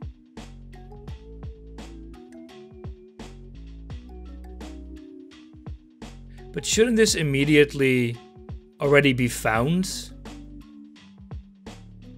Because you have deck configuration, which is a tuple of deck 1 and deck 2. And then you immediately check if it's in there and fla. What is this fla? Flay, whatever you want to call it. Turn ended. Oh, this is literally so you don't do it to the first one. Yeah.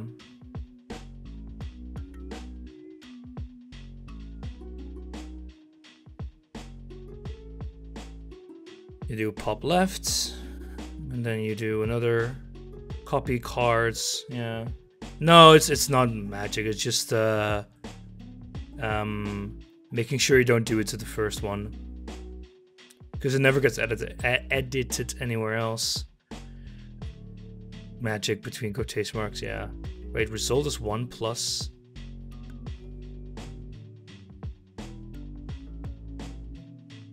Result is. Oh, yeah.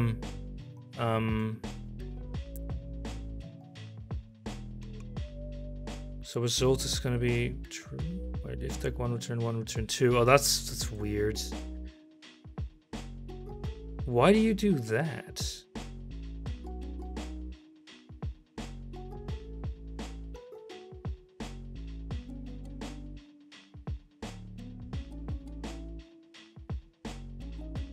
Because 1 is first deck and fair enough, but... Oh, yeah, okay, never mind, I see. Yeah, fair enough. Because this works in if deck 1 or deck 2 1, and otherwise it's going to be 1 plus. Yeah, imagine not... Exactly, imagine not starting at 0. I just use a boolean there to see if deck 1 1. Or player 1, I guess. But yeah, I do the exact same thing that you do. Hey there, Owen. It's like... extremely similar.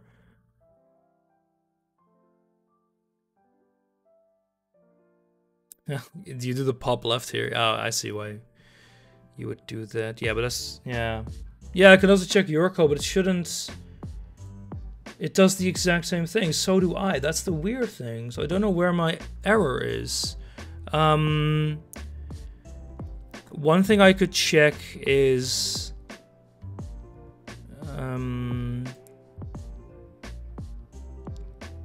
no dark mode here.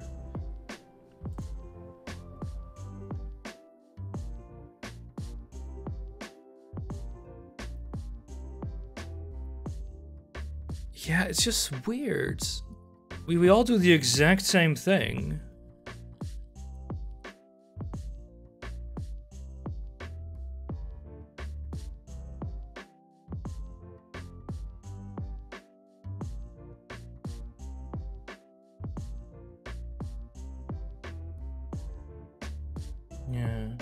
Yeah, it's debugging time. We have a solution that worked for part 1 and the test input for part 2, but it doesn't work for my input part 2. Neither does it work for the other one. You might get it removed. I know that Nick's had issues there. Or I think he just voluntarily left because someone else had the issue. So total is I... Yeah, I just do start at I as the length. Because the score can't be the issue. Because that's calculated properly.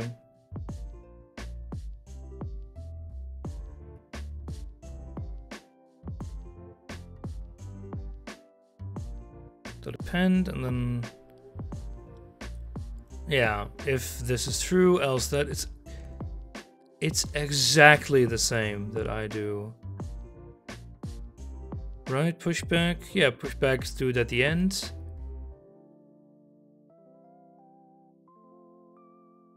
That's so weird.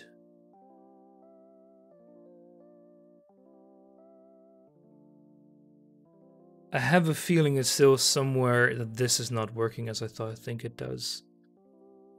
But it should. Victor's 1, results, yeah. Shouldn't make a difference. Putting logic in the winner's deck.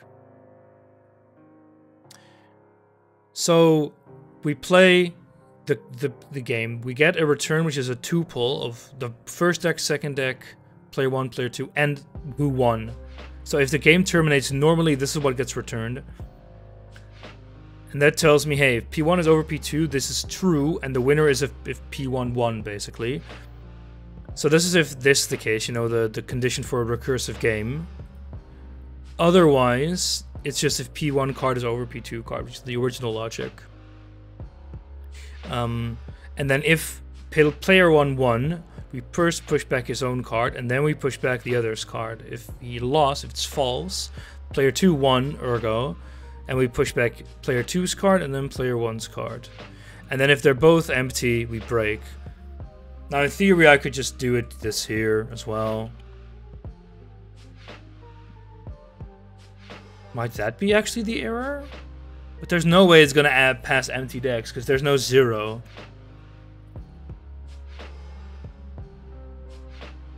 Ha! It instantly terminates.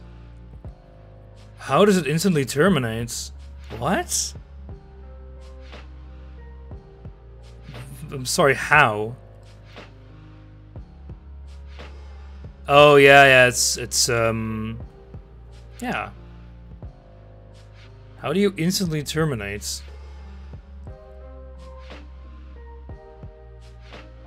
There should never be a 0 there, and that happens.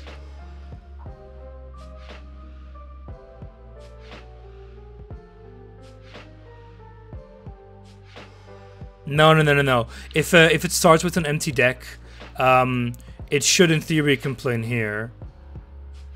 But I could still do it, like do this here.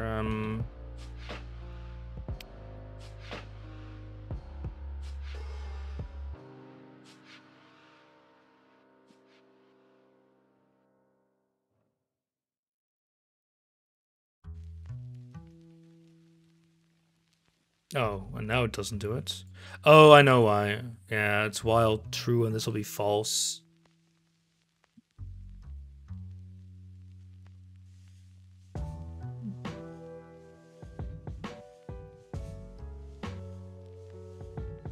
There we go.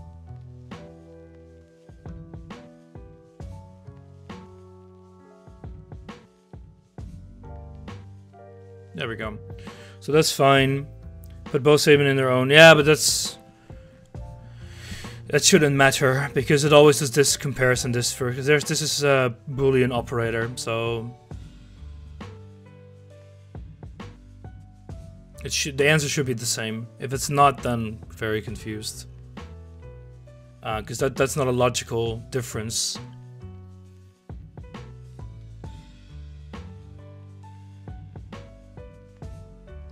I still think this is done much more often than it should. But I don't know if it's like, it might be just intentional that it does it so often.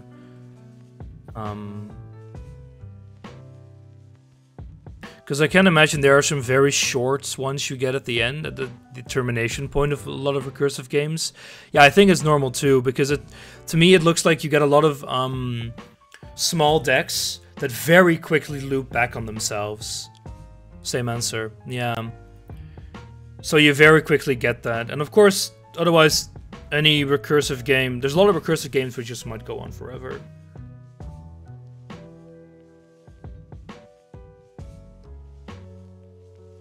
Yeah.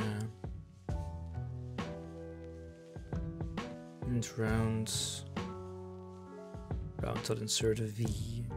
Yeah. P1, P2, true. True is player 1 wins, right? Yeah. The game instantly ends in a win for player 1, which is a true.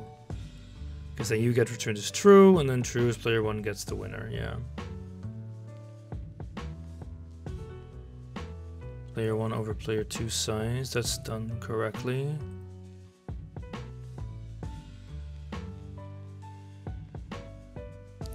We could always just do it for player 2 as well. Just do it always for player 1 and player 2. Not that it should... No, because the game should still end with an empty deck, just in different orders. For the other player, it should have an empty deck. Just the first player should have it in a different order.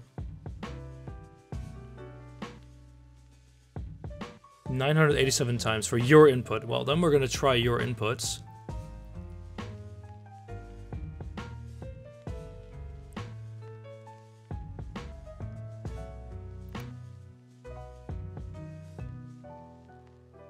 Yeah, exactly.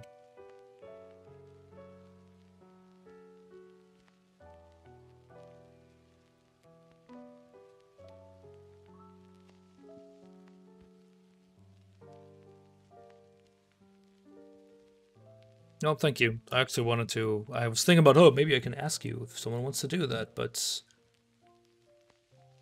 I need to let it run for a while.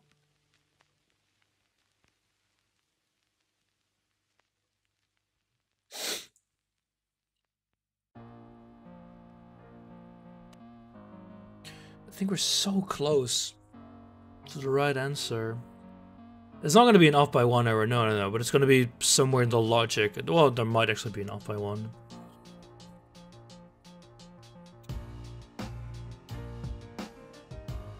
Like, I was thinking, Mike, just take hamsters or Eurocode and just transcode it into C++ and see where that gets me, but that's... I don't like that. It really wouldn't surprise me if it's some... Why is it taking so long? If it's some quirk of, if it's some quirk of C++ that I got bit by.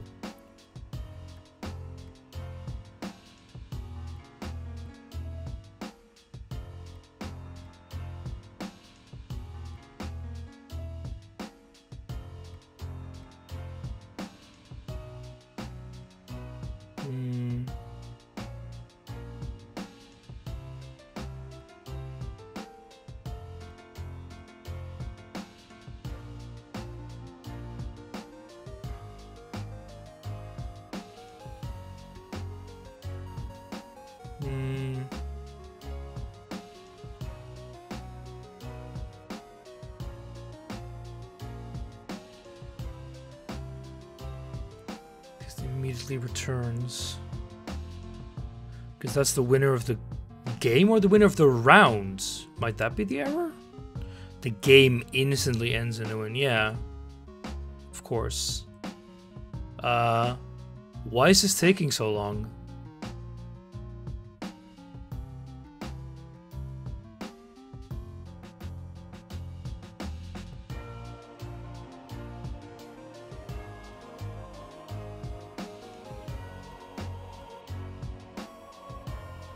There we go.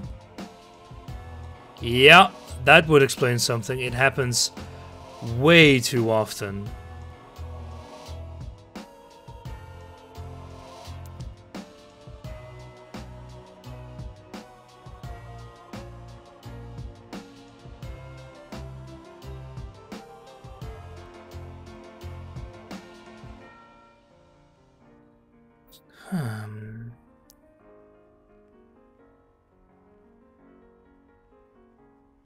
But why? If rounds find .a equals round.end. Yeah, exactly. There's something wrong there. If it takes, well, I'm in debug mode, but even then it shouldn't take like over a minute.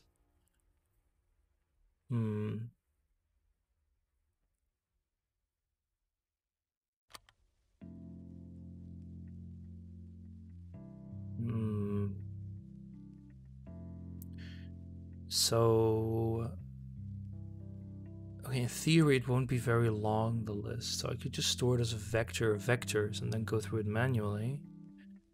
But I can't imagine that wouldn't fail.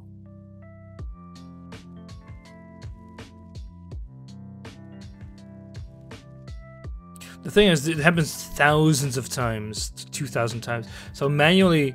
Like, I put a breakpoint here and then check if it's actually true, but, well, let's do that once, at least.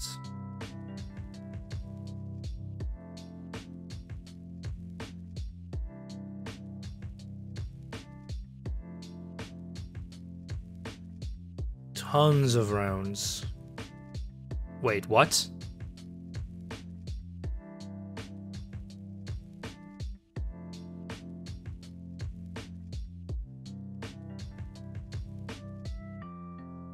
I'm sorry, what?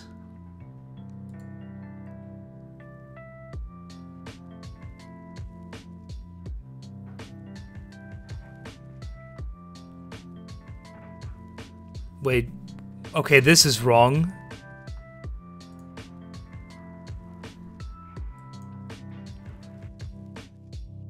Do you just get ignored for I and P1? Pushback I, what?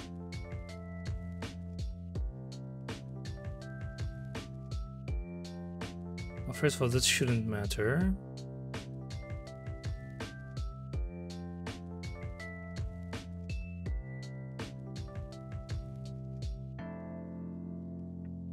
Okay.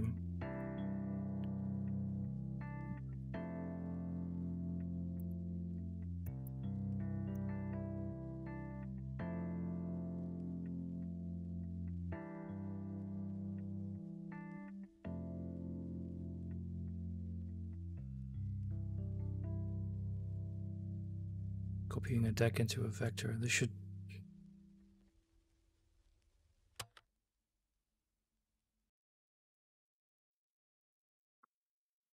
Yeah, but... My deck dot add I. No, but that should be fine. We could do a copy, but...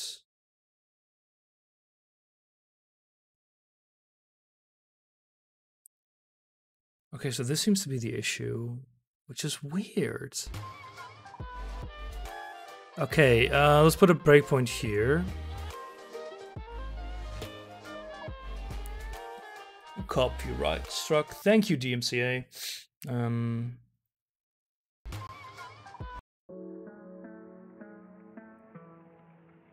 Size is 100?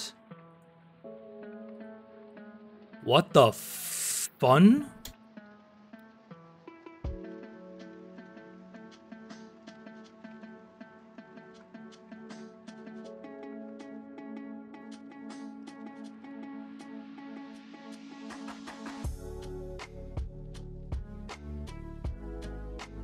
Well, that seems to be doing it all right now.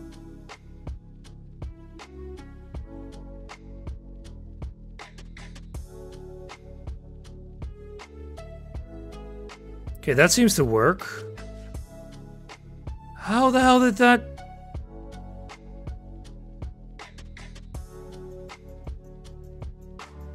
If that was the error, I'm going to fucking slap whomever made this, which is mostly going to be me. Because, what? How did the... So what you put between brackets pre-allocates space, so it reduces the amount of resizes you might have to do of your vector, but actually we know the size predetermined is going to be 50 at most, but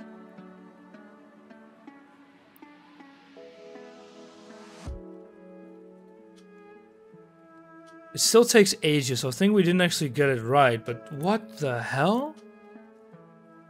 I don't know why that's an error, but apparently it just fills the start with garbage?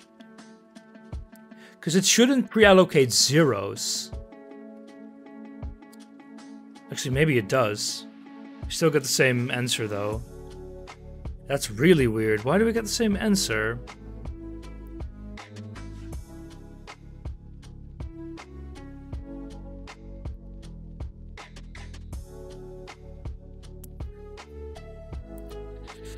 Size is 3.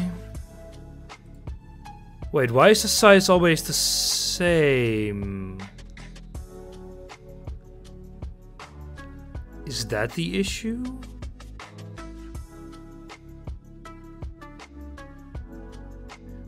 Wait, what? Why is the size always the same? That's not possible. 18, 15, 50. No, that's right. That makes perfect sense, of course.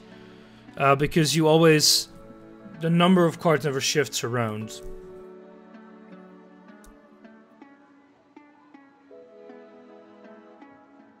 And P1 and P2 card are still left over from the last session, so if I check P2 or P1, they should have 15 and 50. Yeah, at the back. 50 because you won.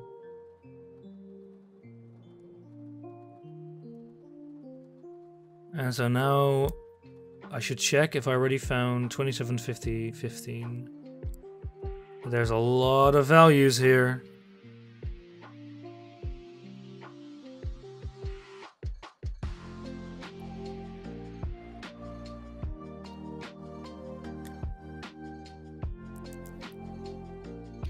Yeah, but I don't want to.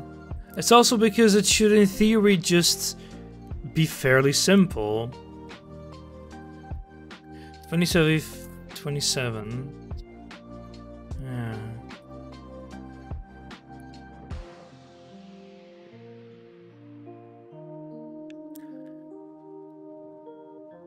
V is our vector. 27, 50, 15.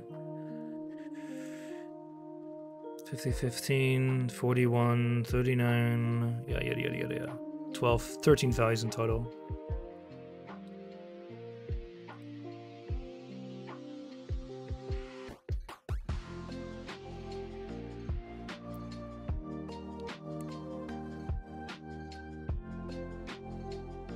So it'll be this first one that it loops back onto?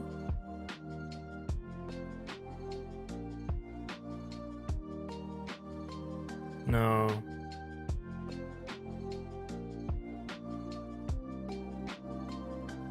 I just don't know. I have no idea. I'm so lost as where to find. Because we know that the number that it recurs should be far, far lower, but this is not a wrong recursion.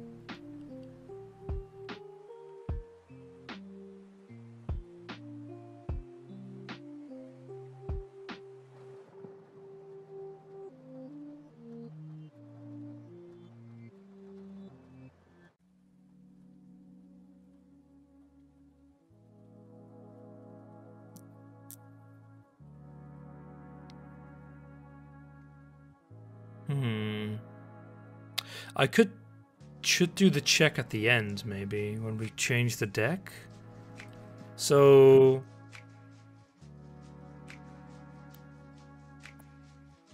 this shouldn't make a difference.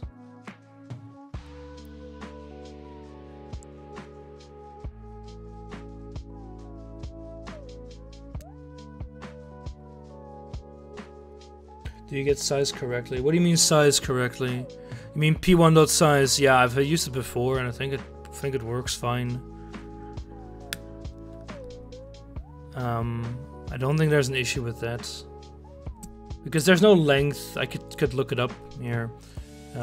Deck. There should be a size. Here we go. Capacity. Return size.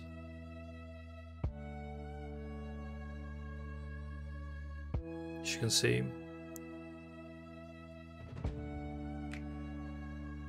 Unsigned integral type.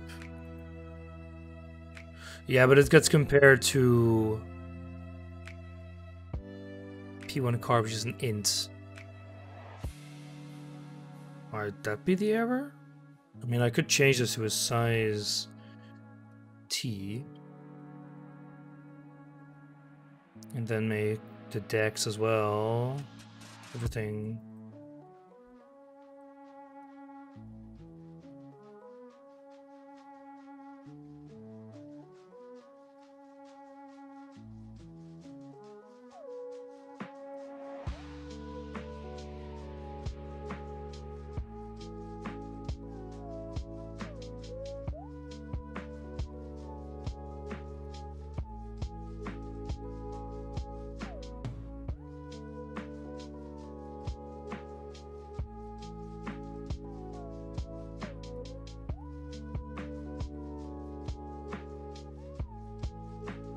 Not that it should matter much.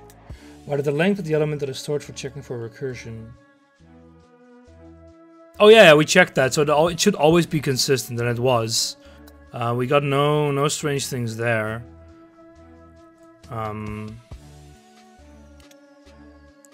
2 minutes. Yeah, let's can this.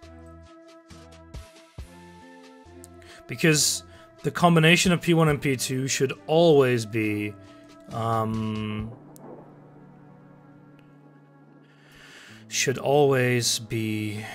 correct. So it should always be the same, because P1 and because any card taken from P2 will be put into P1.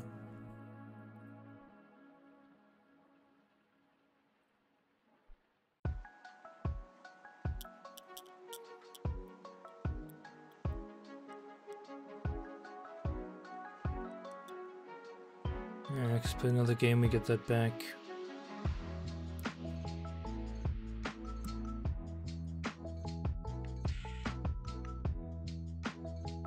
Stumped. Properly stumped. I think maybe canning it and just working on just transcoding one of yours is better. But I have a feeling we're still going to run against this deck issue, because I wouldn't know how to write a similar one in C++.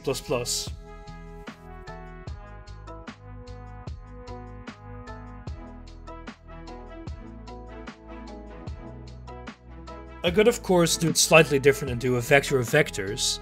And do a vector... Holy crap, how are you not done yet? So do a vector of vector and then just do...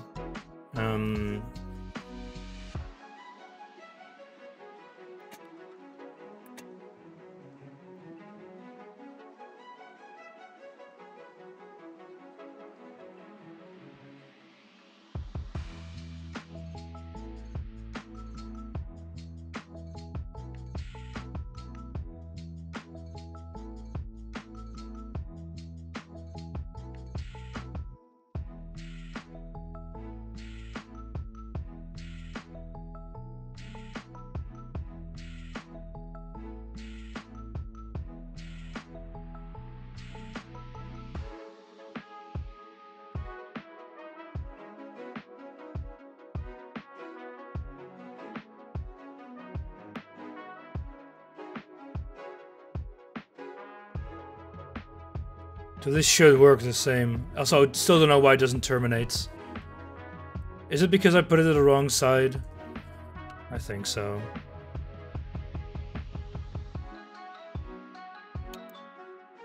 Oh yeah, because we didn't do removal. Crap. Anyway.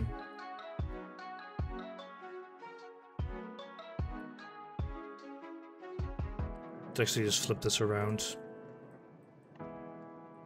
If it's found... We're done here, return that. Else... Yeah, if round equals... this might infinitely recurse, actually. Not entirely sure.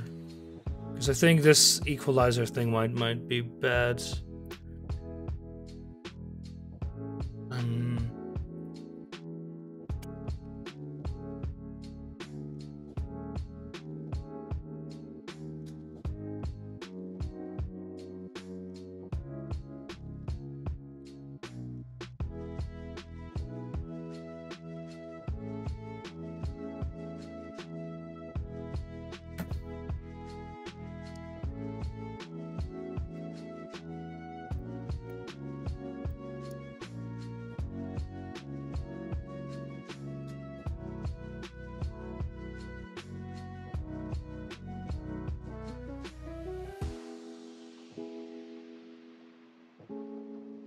Being now, begin.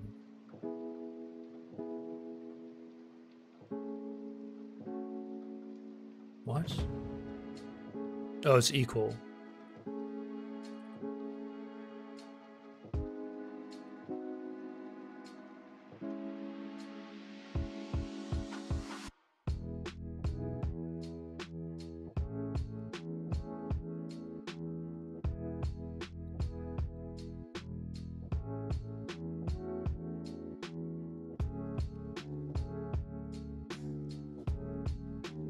What the hell is a kolobok? I wouldn't know. Nice formatting there.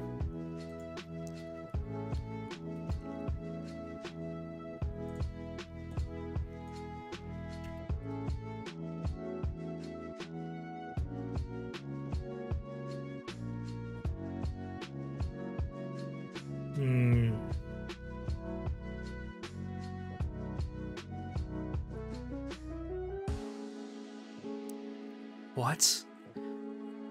A small yellow spherical being. God.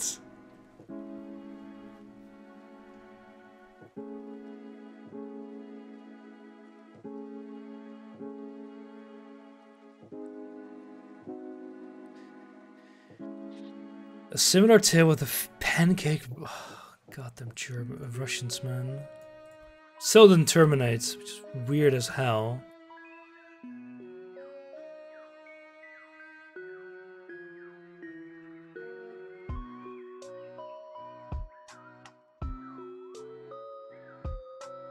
No, stop doing this. I think that works.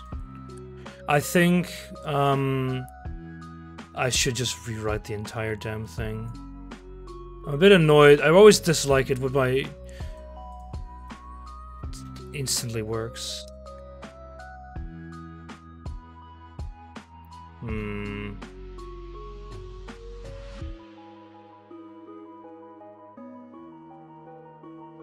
The thing is, I also haven't been getting any different results whenever I change something, which is...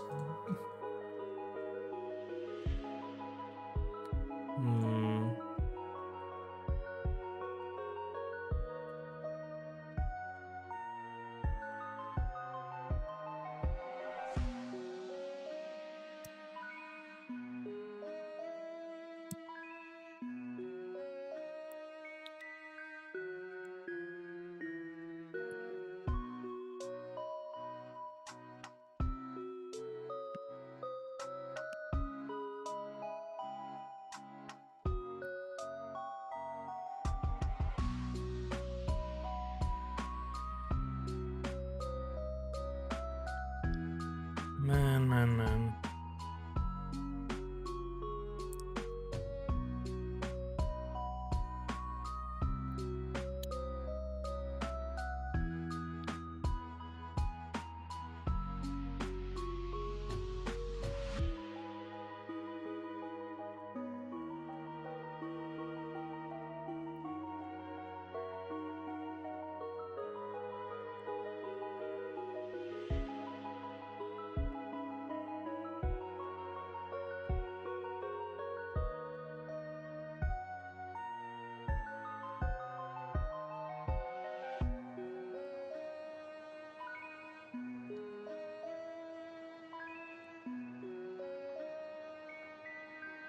Yeah, I'm stumped here. I have no idea.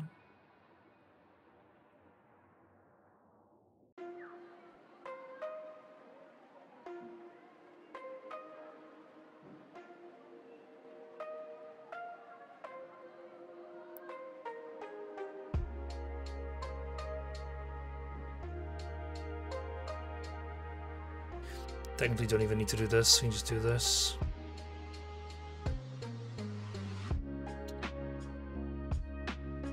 Also, like, how hasn't this terminated yet?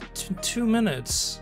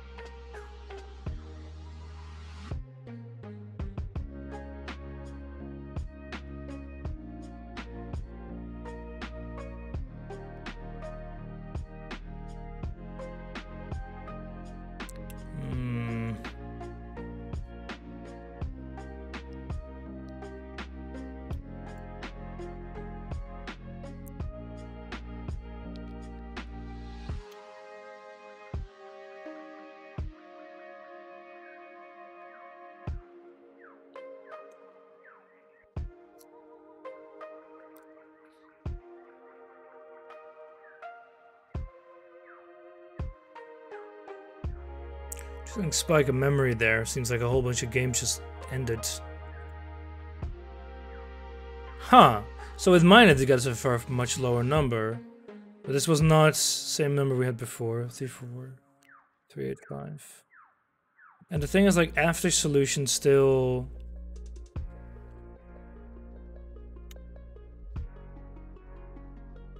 I think it's because his might have just more recursions. On one hand, I'd like to know what my answer is so I could figure it out, but on the other hand, give me your input. Sure.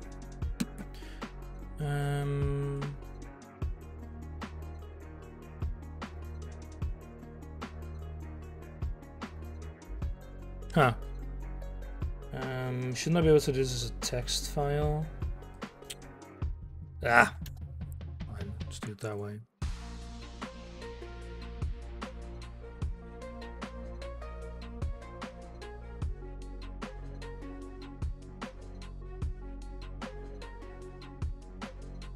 I think after she wonders might take ages to do. There you go.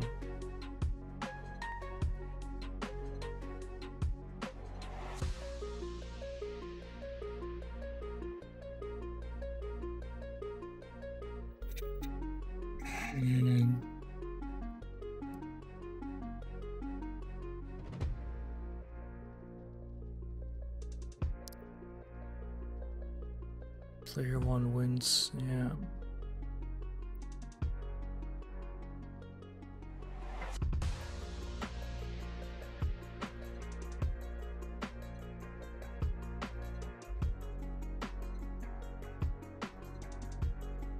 I really think it's just me getting screwed by C++ somewhere.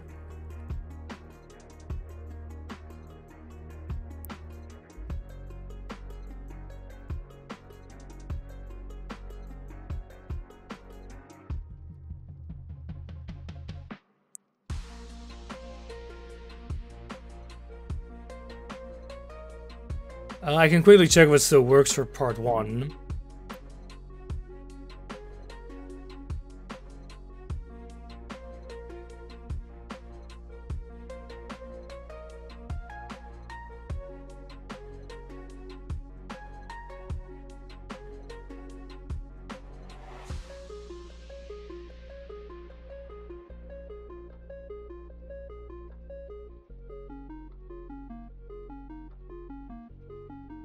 Yeah, 312.69. It's 50 seconds for me. Jesus Christ, that is long. Let's see. 31151. Yeah, the thing is, knowing the answer is great, but I need to know the where my error is, and that seems to be, yeah, 31269, 31269. That seems to be just.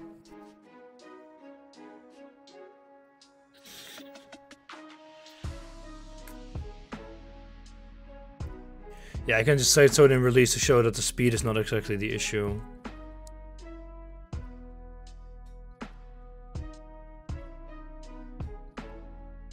Literally instantly. Wow, okay, I did not know that debug and release mode made such a difference. Holy crap.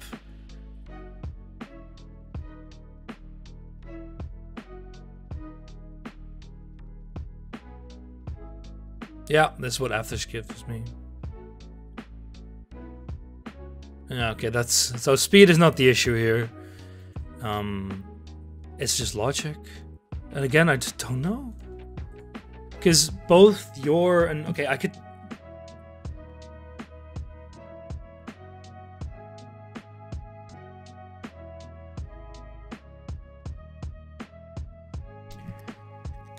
But there's nothing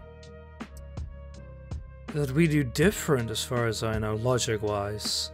You take the card, you pop the left, you check the do you recurse, yes or no. So that is if card 1 less or equal to size, same there.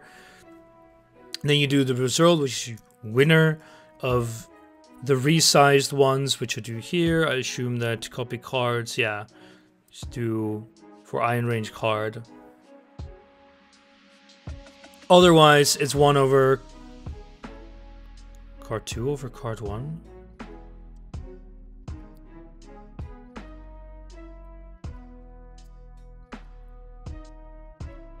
Oh yeah, because you do it the other way around. So if it's false, you have 1, which is winner is for me if player 1 wins, and for him is card 2 over card 1. So if player 1 wins, this is false, which means it's 1, which means 1 wins. Then you append card 1, append card 2. Yeah, and it works.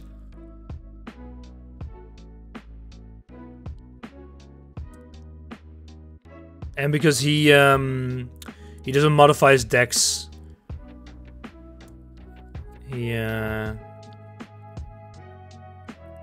didn't print the score at the end.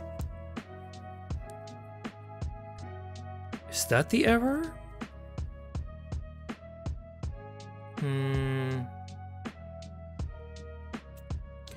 Thinking about the decks at the end. Quickly, you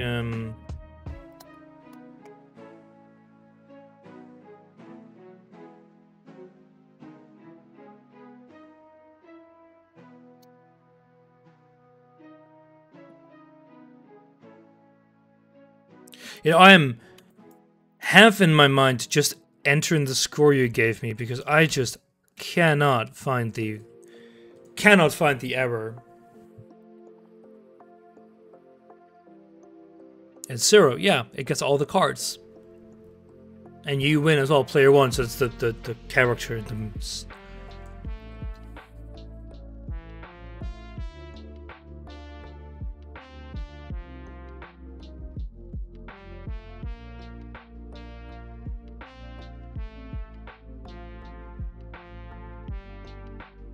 I'm stumped, I just have no idea.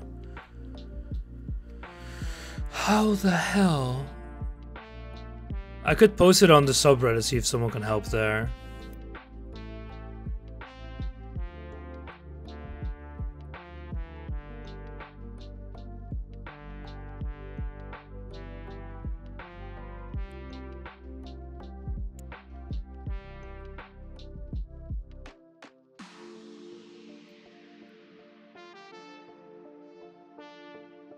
We checked resizing before already.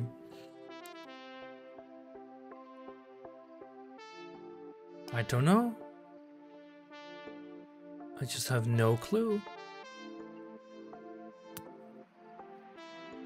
This is frustrating because the logic seems sound, but we still get the wrong answer, and I think it's in the recursion because Aftersh had like maybe 1,000 and I had 2,000.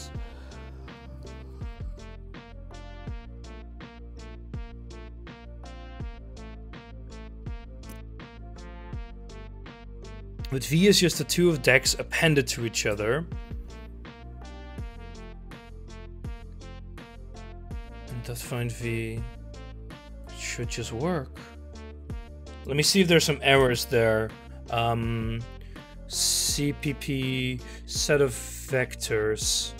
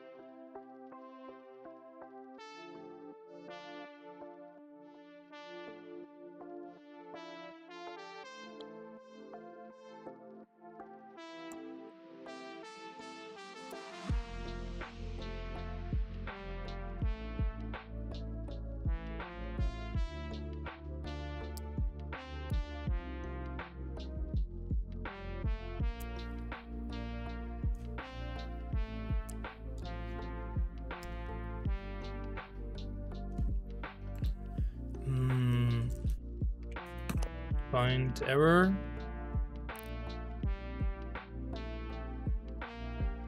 Nah, I need to see something else.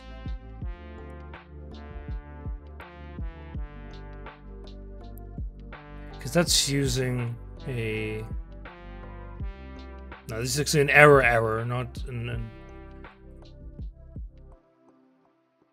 No, this is a find in vector. I need to find in sets. Vector of sets. Vector set fact. Jesus Christ. I don't know. I can't seem to see any reason this would be wrong.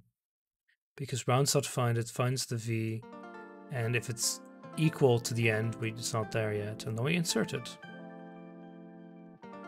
And then we play around.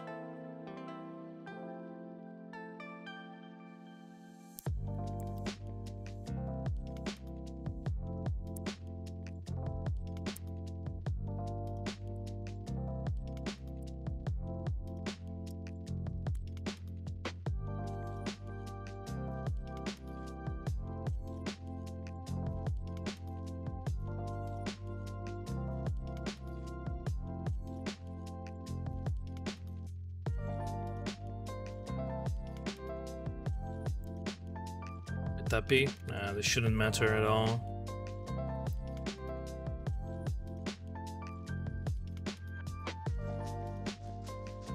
Same answer, yeah. Still good to do, but...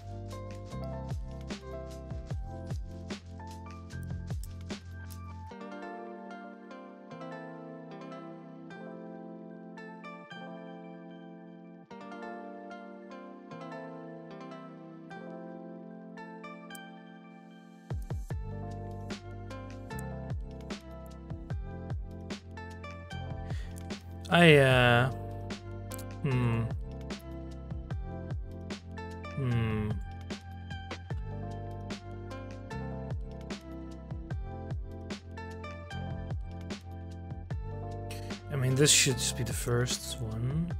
This is, we saw this, like, it's not defined if it's out of bounds, but 0 will always be out of bounds, in bounds. Because, thank you there, hamster, because I am I'm on the verge of bassing myself here. I don't want to spend all day on this, and rewriting it in your code is like transcribing this code is just not gonna matter.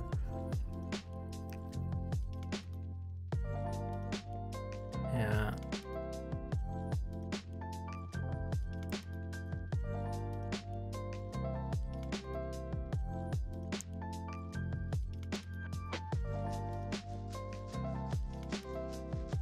Reversed.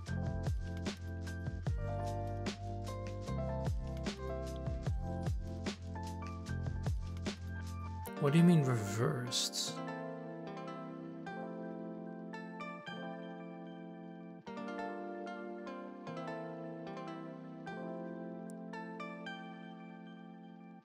Cursive game. Yeah. Part 2. For both of them.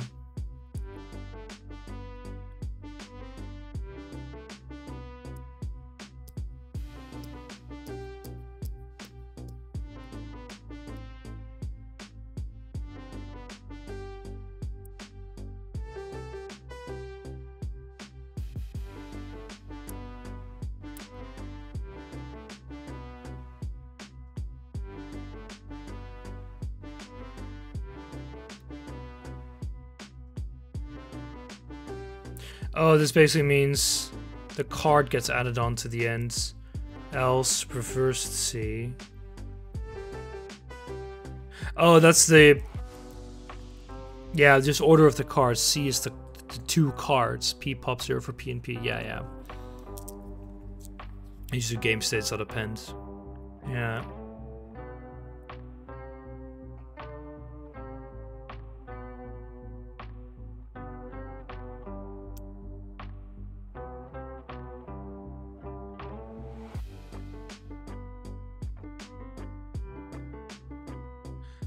Tuple P for yeah. It's all the same. Just makes it a 2, makes it one long thing, and you check it.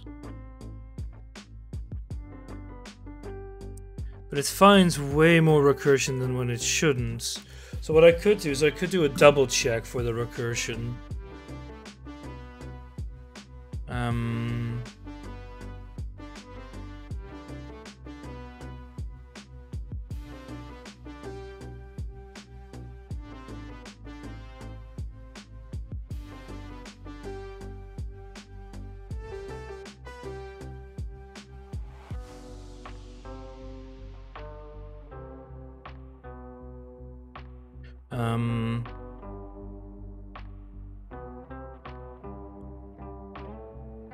yeah, because it'll find one. It will find it basically. Because I could do like I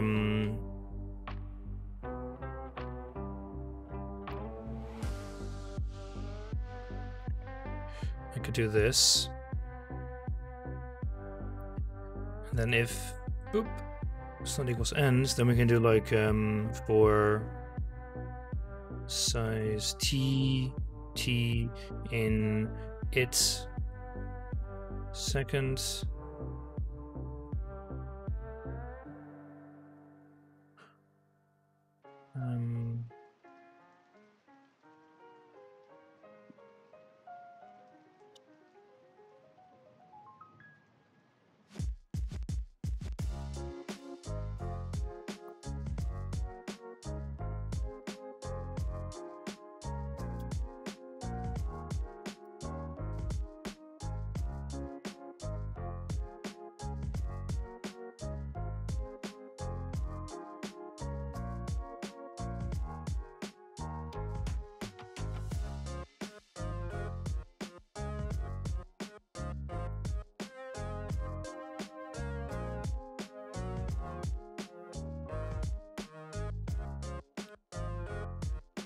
I have no reason to doubt this though, because these two numbers should be identical, but there apparently is a moment when they aren't, and I can't imagine the error is here, which leads me to think that the error might be in here, but I don't know. It's optimized away and not available. Huh. Wait. It's optimized away and not available? But you can't optimize that away.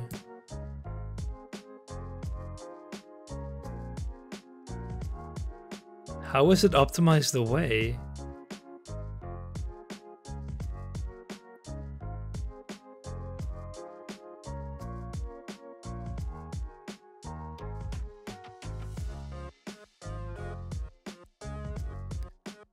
What? How do you... Oh, well, I'm sure.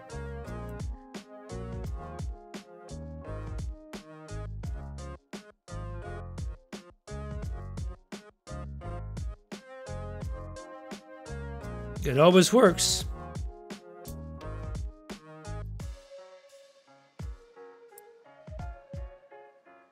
And I don't have a reason to disbelieve this at all.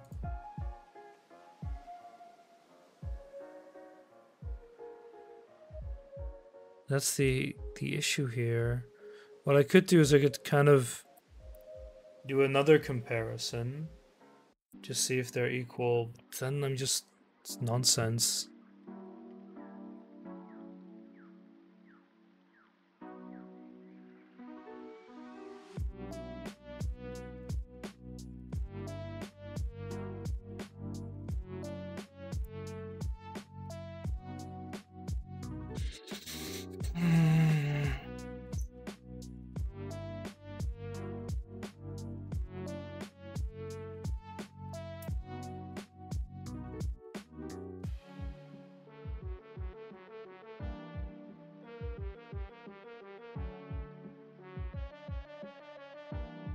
Thing is, I need some kind of example of an error where it actually doesn't work, but there's no... It's not gonna happen. Yeah, it's one with like 87 or so, 88 items. It just works.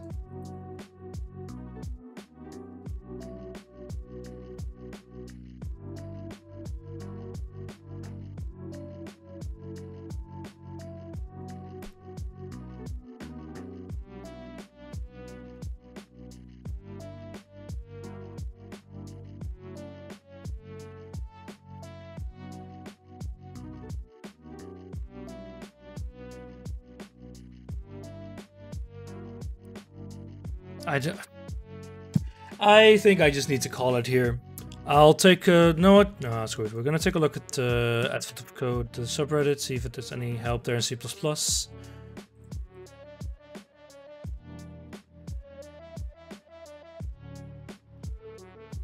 Because this is getting ridiculous.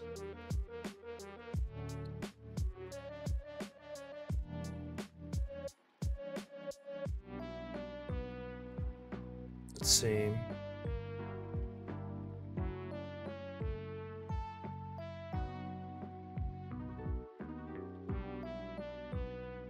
What? Yeah.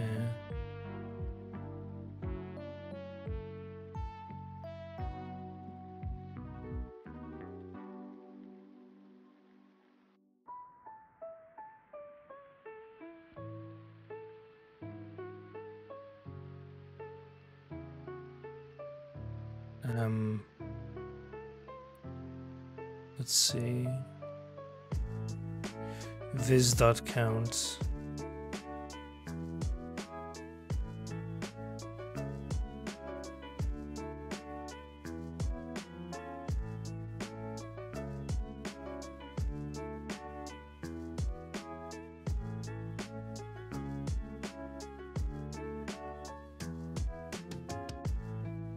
What's clicking?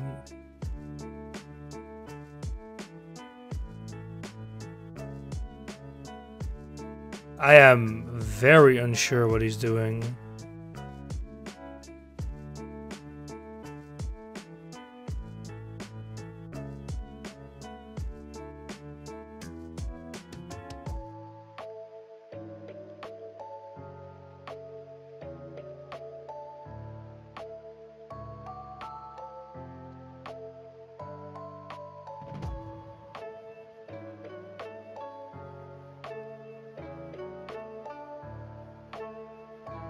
What? Really?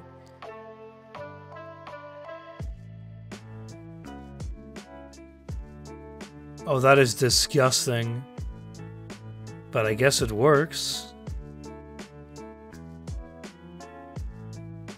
I'm gonna try his method.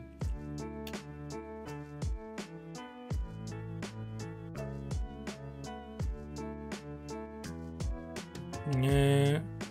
He just has a slightly different definition. That's fine. Because we can just edit that one.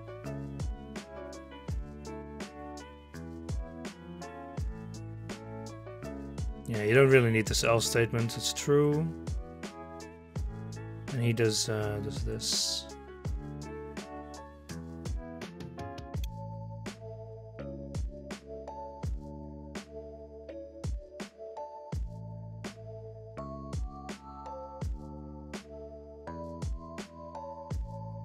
Yeah, so P1, P2,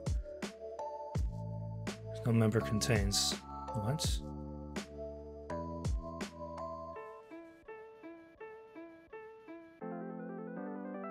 Does he have his custom?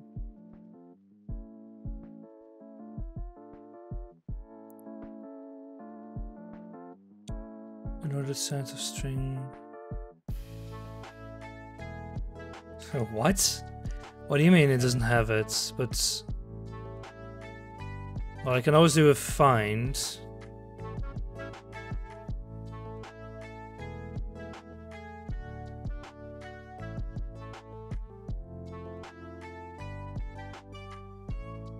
Might that be the error?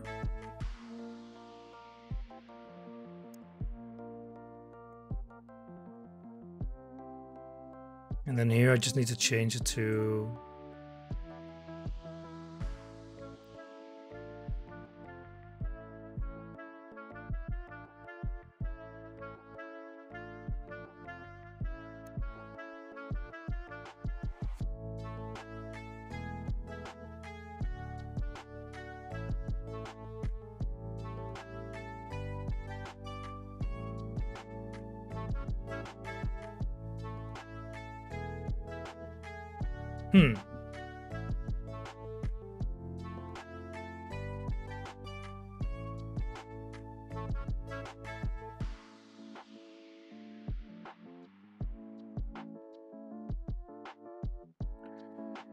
What? Did I miss a... Why are these... Well, first of all, that's wrong. So let's just rerun this.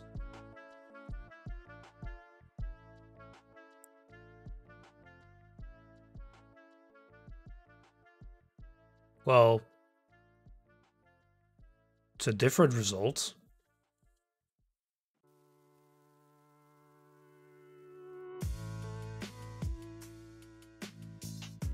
What?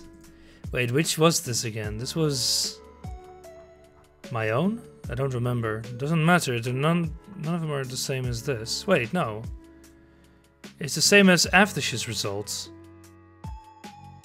Wait, how did this fix it? What is different here?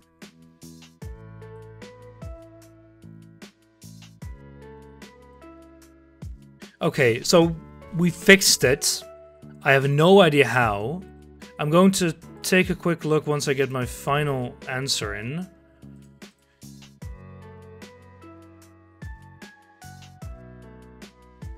Which is correct. Okay.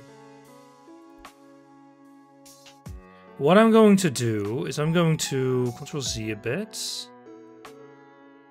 And Control... yeah, until I deleted the other parts. That was a fairly easy change. There we go. So...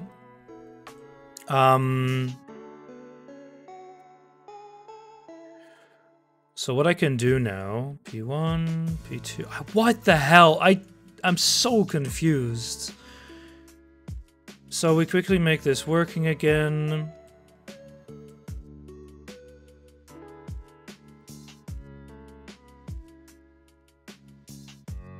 So there we go, size T. So what I can do now is don't do this, but if, so this will only get done if it's actually not the match. So now what I can do is I can put a breakpoint here and say, hey, what you're finding here is complete bunk.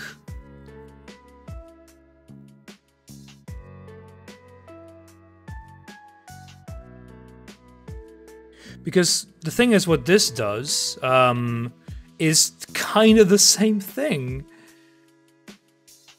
.end.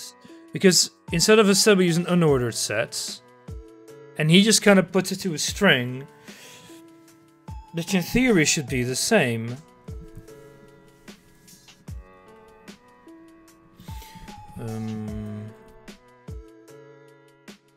Cannot dereference string or trait because it's out of range.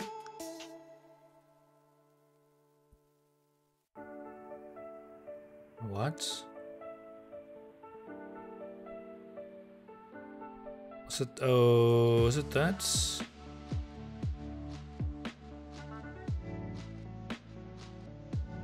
What?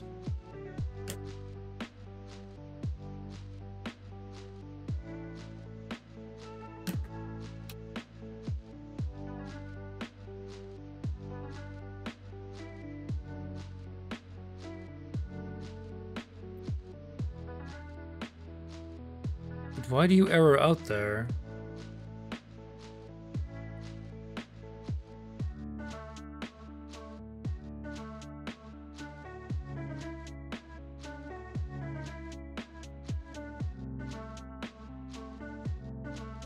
What? Why doesn't that work? Okay, let me try it in release mode for a second.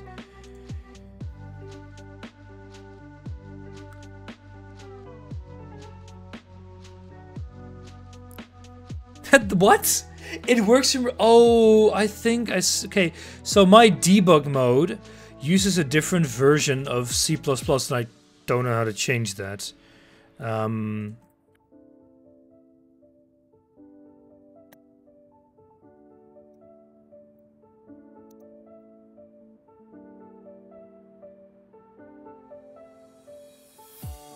The fudge.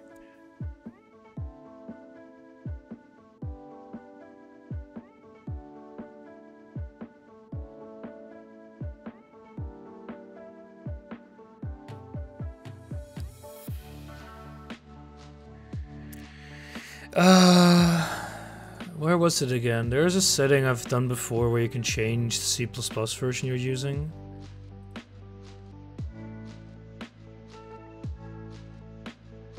No, not that one.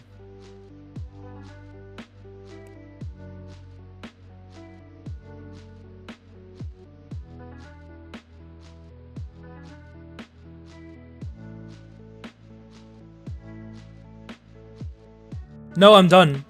But okay, here's something fun, Hamster. So I used a slightly different version that used strings instead of just a vector.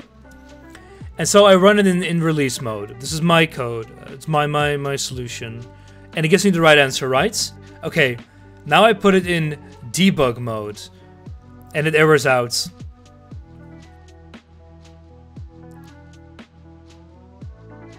Still looking like bag day. No, we're done here.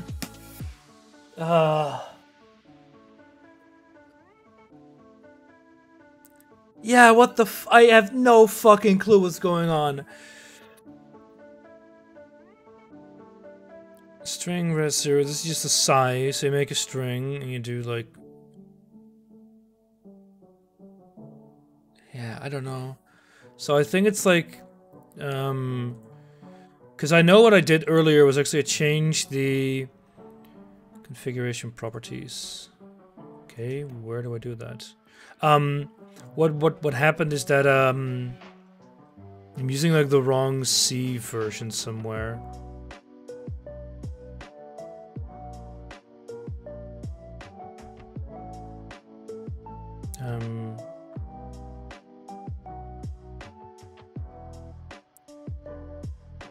Project property pages. There we go, properties. Configuration properties, configuration.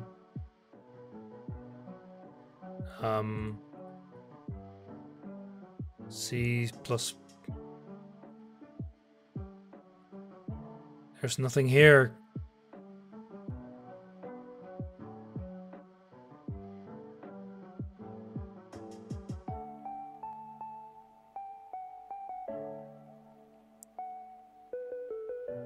Here? Project properties? Nope. Because I changed it before.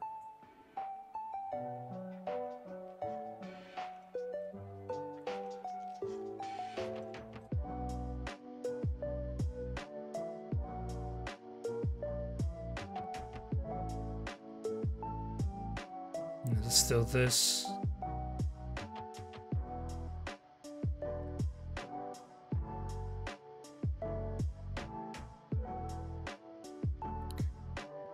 Configuration properties general. That's the one I need.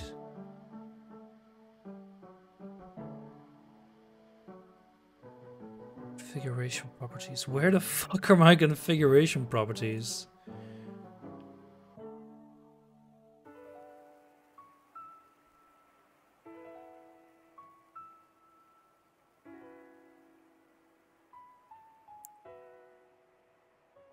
Configuration, you're not sorted. No, you are.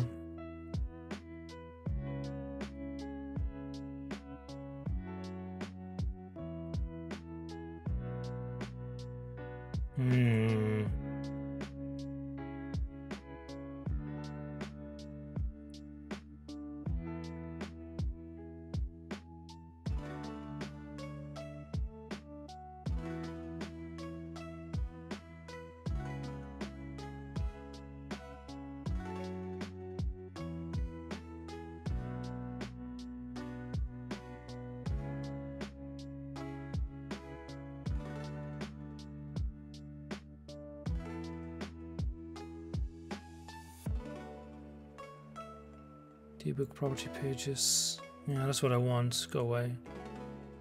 Debug options. Oh, is that one? Yeah, there we go. So they should be set to 17. And now it shouldn't error out anymore. It still does. Okay, why? What's the exact error? Cannot dereference because it's out of range.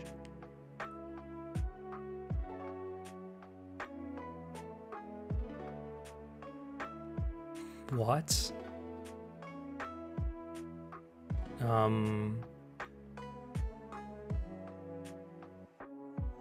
You add a pipe there. Oh, fuck me. I found the error. Oh, fuck me. I found the error. Oh, Jesus Christ.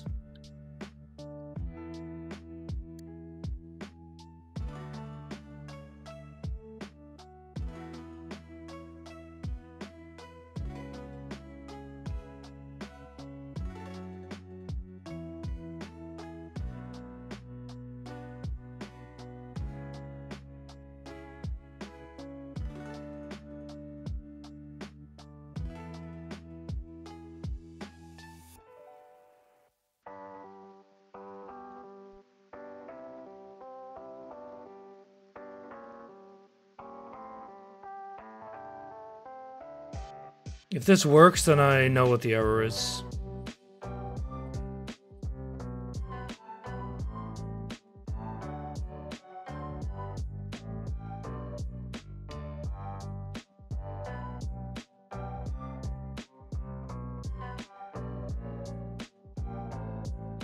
Oh.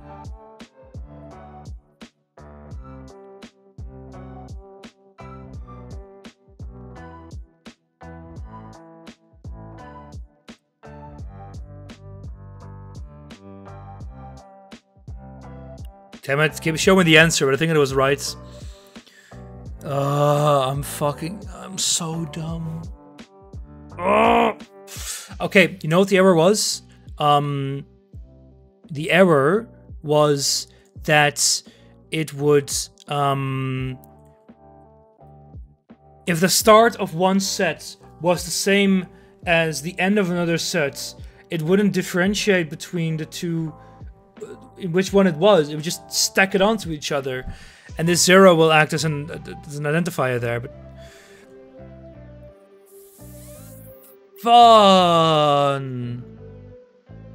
Oh my god! That's also why I never could find the error, because I never differentiated between which set it was in. Oh, I'm such an idiot.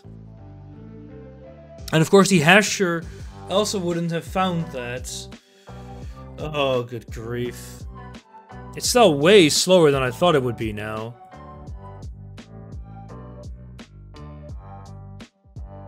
Good God.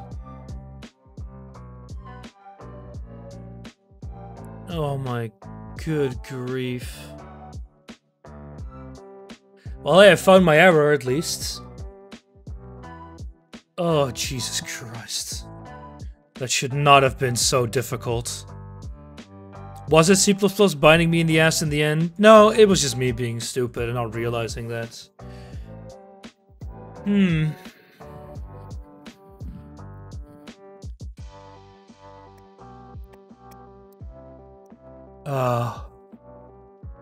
One line fixed it. Alright, I'm gonna go eat some breakfast. And I'll contemplate killing myself with nep-neps today.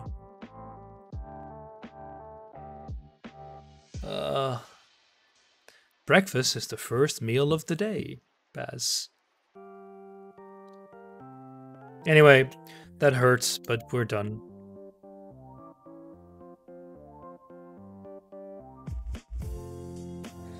Break fast. It's literally the first meal of the day, Baz.